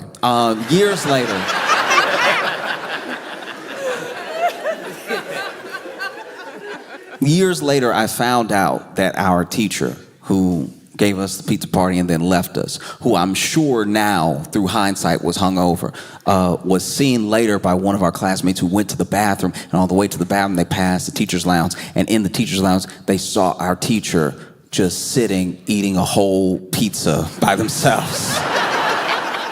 Head hanging over the pizza, but whole pizza nonetheless. We were fighting for the last slice. You had like 11 more. It was crazy. I tried really hard to take a break, because I never want to be the type of person that talks about the same thing over and over again, you know? I thought, okay, maybe it's not even worth talking about, you know? Like Trump went to Davos. He went to Davos, and he was like, I demand Greenland. And then everybody at Davos was like, ah. And he was like, I want it, and I'm gonna take it. This is before he got there. I want him to take it. We're gonna get it. We're gonna take it. If you don't give it to us, we're gonna take it. And then he got there, and then when they were like, but yeah, you say you're gonna take it, but are you gonna like use military force? Are you really gonna come get it? Do you want the smoke? And he was like, I just like to have it if you.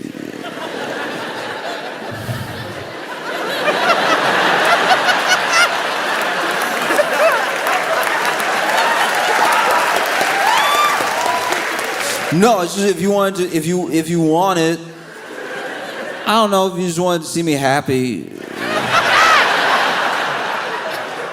No, if you felt like doing me a favor. You know what I'm saying? Like if you, I don't know, I thought we were friends, but whatever. It's cool. But like, it'd be cooler if you gave it to me. And then they were like, no. He was like, what about a little bit? What about some? Like, we're already there all the time. Maybe some. Maybe give me 2 pieces. Can I have 2 Greenlands? Just 2 little pieces. It was okay with you. And then they went, they, negotiated. And from my understanding, what they have decided is that the areas where there's already a U.S. military base in Greenland, those pieces of land where that base is will be seen as like sovereign U.S. land, but no other land, no land that they weren't already on, is becoming U.S. land, which is not the same thing as taking Greenland. It's basically saying you can stand on the ground you're standing on like you were already standing there. Because you need to stand somewhere, I suppose. And no matter how they try to spend it, no matter how they try to spend it, no matter how they try to like art of the deal it or whatever, he knows, because when he approached the press and they were like, sir, did you, because they're at Davos, this is here, this is where he's sitting, I'm gonna go get it. And they were like, sir, did you get Greenland? He, all by himself, himself, no one else, he, alone, he. They asked him, and then he was like,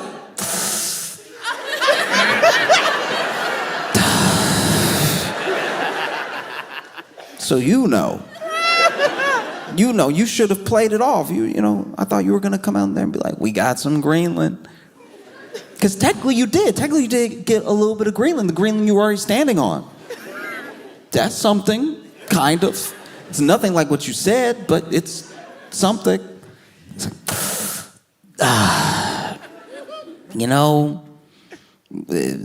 stuff happens. All you can do is try. Because you do the best you can to not have to think about things. Sometimes to not think about news and what's going on. It's like, it's a constant thing. It's like beating you down all the time. Every notification, every scroll on any platform. Whole algorithms dedicated to reminding you everything that's going on, And when you see what's happening in Minnesota, when you see this latest murder, because that's what it is. There's no way around it. There's no justification. There's no both sides in it. By any manner of how you look at things, ethically, morally, legally, this thing was murder. And so you see Alex Preddy in Minneapolis, Minnesota, trying to take up for someone else, trying to defend someone else, right? ICE pushed this woman to the ground, and he stepped in the way, had his hands up. And they didn't just knock him to the ground. They pistol whipped him, they beat him, and they shot him. All of it on camera, all of it with people watching. And I think it's very easy to see something like that happen somewhere else. And while being shocked, while being disgusted and horrified, while understanding every transgression, every moral failing about it, it's very easy to say, this thing is horrible. Thank God it can't happen here. And the problem with thinking that way is that that's exactly how things happen here. You think it can't come, and you think it can't come by virtue of who you are or how things operate. And then when it's at your doorstep, you almost don't know what to do. Because I'm telling you, as someone who has lived in the U.S. my entire life and grew up around people who watched the rest of the world, watched coups, watched civil wars, watched all manner of horrific things, and watch people say, thank God that can never happen here.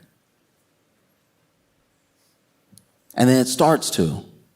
And these people don't know what to do with themselves because the whole reason it wasn't happening here was because we just told ourselves that it couldn't. We told ourselves a lie to make ourselves feel better. The only way it can't happen here is if it actually can't happen here. The only way it can't happen here is through the action it takes to hold people accountable nonstop to where it can never happen here. The only way that it cannot happen here is if there's an understanding that it could happen here. You know? I don't want to see what happened in Minneapolis happen anywhere else. Anywhere else in the world, anywhere else in the U.S.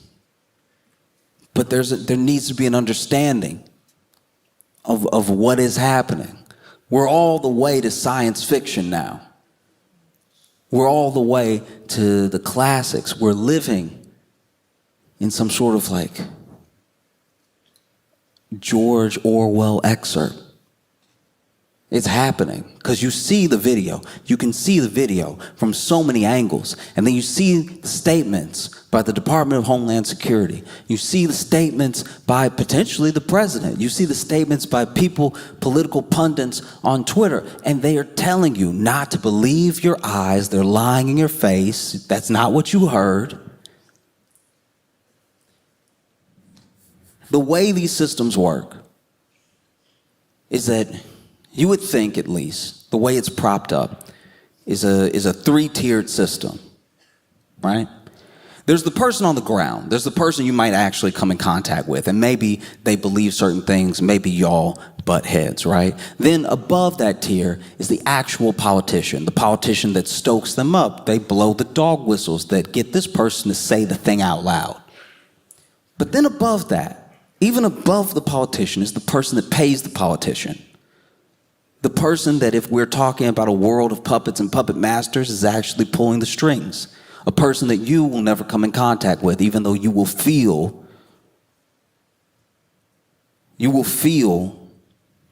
the extension of their power. You know? We see these systems fighting each other, right? Because someone would ask, anyone could ask, where are the Democrats right now? Where have the Democrats been? And you'll see some Democrats actually make some sort of statement, you know? But the statement will, interestingly, not have the same bite that you would expect. Y'all are supposed to be the opposition party. What's happening? What's happening is that the same corporate interests pay both people. You know, there's one party that is a bit better at being an extension of those interests outwardly, openly, but the other party is paid to do nothing in the meantime. But make no mistake, both parties can be owned. It's why you should never put your faith in a party. You put your faith in people all the time. You never stop believing in people. People move those parties. Those parties don't mean anything. Parties don't believe in anything. It's the people in those parties that actually make action happen. There's no one party that has handled everything right throughout human history or any government, but there are people that use the momentum that they create through a party to affect change. You know, they'll have you fighting over scraps, over whose scraps these should be. Meanwhile, they've broken off a whole piece for themselves. And the politician is perfectly happy to let them because they've already been paid off. You have to trust in the people that you meet. You have to build community anywhere that you can. And when you build a community large enough, you have an entire network of people that you can trust. Because trust, when you see something like what's happening right now in the U.S., where ICE attacked that man, ICE attacked that woman that the man was defending, ICE took away his weapon, a weapon he wasn't using. It's on camera. You can watch the whole thing. ICE beat that man. They shot him several times.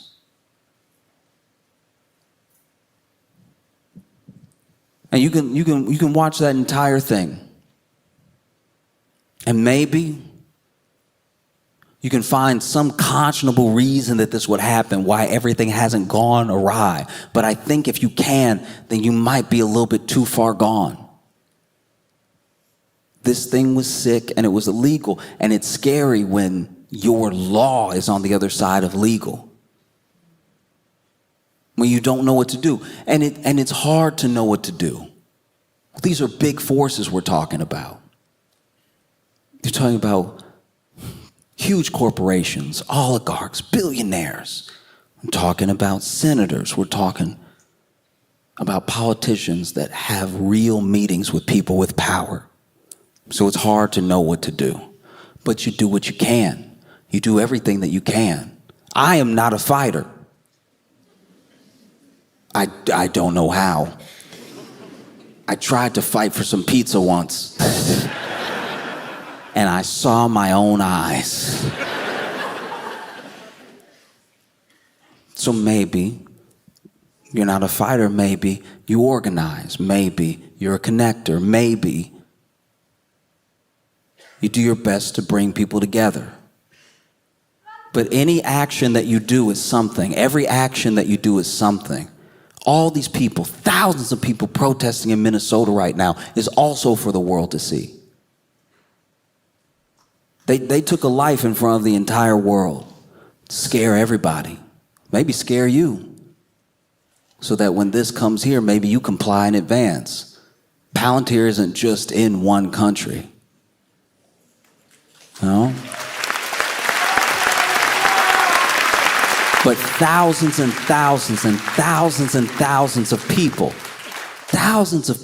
gathered together in negative 20 degrees. And that's Fahrenheit. I don't know what y'all would call it. But thousands of people gathered together in the cold to protest what they see that is illegal, that is wrong, that is immoral, that is not just unethical, that is tearing down every institution of the Constitution that the people that are representing them supposedly want to uphold. That's not nothing. You see those massive numbers and you see how you're not the only one who thinks something's going wrong. And when you're not the only one that thinks something's going wrong, you're not the only voice shouting for them to stop. And when you're not the only voice shouting for them to stop, you're not the only one rising up to make it stop. And when you're not the only one rising up to make it stop, you have an entire army of people behind you that support you, that have your back. Alex Preddy said, this is what's been said before he went to the protest, that he just wanted to make a difference. That's all he wanted. Trying to make a difference, standing in between someone else and more harm. That's something that's very brave to do. It's very scary to do. But it's what he could do. So he did it.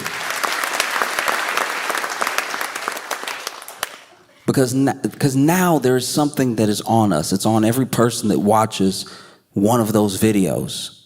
Alex wanted to make a difference. We decide if it makes a difference. All of us do. Everywhere. You may think to yourself, well, look, I'm just a person living in the UK. Don't know what I can do for the people in the US. You can let them hear your voice. You can let them know that you see what's happening, that no one's fooling you, that they have your support. You can make sure that what's happening there never happens here. You can make sure that it can't happen here.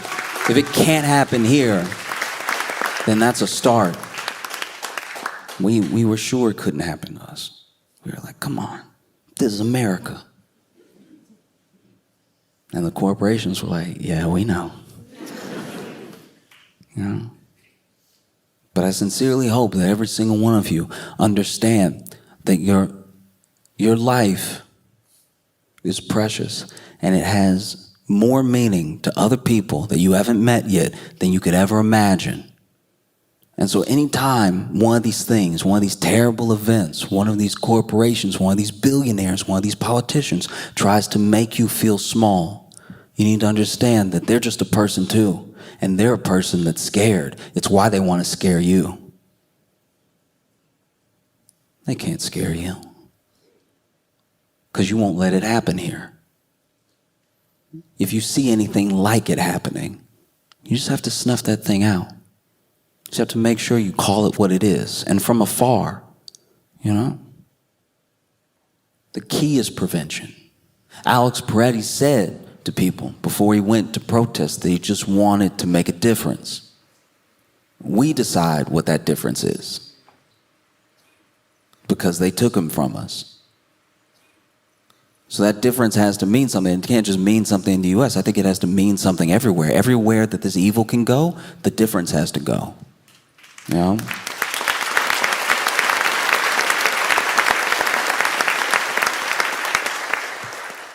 I'll tell you this thing before I go so that you heard something funny.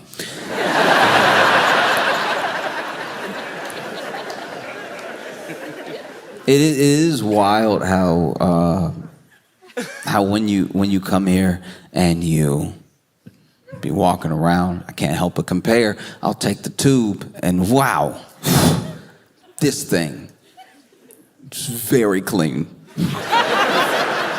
I say that and you might be thinking to yourself, no, it's not clean.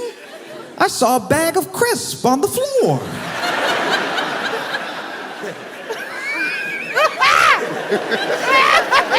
When I tell you it's incredibly sweet that you think that that is dirty, I come from New York, where the subway,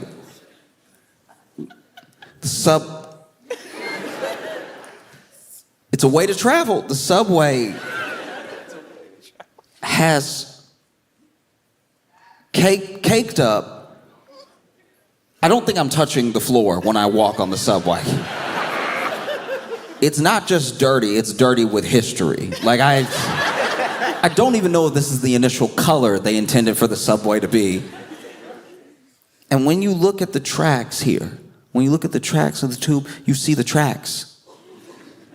Wow. Didn't even know what technology we were using to move these trains. When you look at the tracks in New York City, you see not just a rat. You see a congregation. You witness a meeting. I don't know what they're talking about, but it must be important because everybody listening. I'm not saying you don't have your issues with your tube. I'm not even saying that you don't have at least one in the whole system. I'm sure there's one delicate Disney Pixar mouse. I'm sure you have one Paddington type mouse that goes on little adventures with his friends and learns valuable lessons about responsibility. I'm positive. It seems like you would have that. Yes, I'm sure that you have one little mouse that chirps when he talks, squeaks a little bit anytime he gets excited. Y'all probably named him or whatever. Leave cheese out for him. No, I'm talking about a harrowing scenario. I'm talking about okay. Normally, and anyone who has been to New York City or lived in New York can attest to this, when you see the rats on the track, it's almost like a little zoo. You're like, oh, look at them. I mean, that's gross, but like, yeah, going about their day and everything. Oh, I wonder what that one's talking to that one about. Oh, they're both chasing each other back and forth and everything. Oh, they see a little bit of food, they're getting the food. And there's a very like innocent, I would even say like cohabitating mentality to it. where you're like, all right, I'm not gonna do anything about this. And they're there and it's not affecting me, so whatever. But every once in a while, one of those rats will try to climb up to the platform where you are. And as soon as it happens, you're like, kill it, kill it, kill it, kill it, kill it, kill it. Because it doesn't even try to climb up normal. This thing doesn't just peek its head up.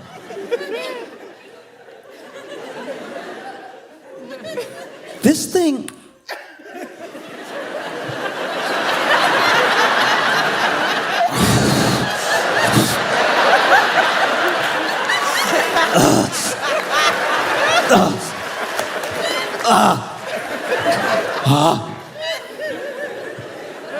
There was one time it was happening. There was one time this rat was climbing up the platform, gripping, trying to get on top. And everybody, some people backed up, 2 people screamed. It's one of the rare times in my life that I sprung into action. Because he was climbing up, it felt like he was halfway there, and I was like,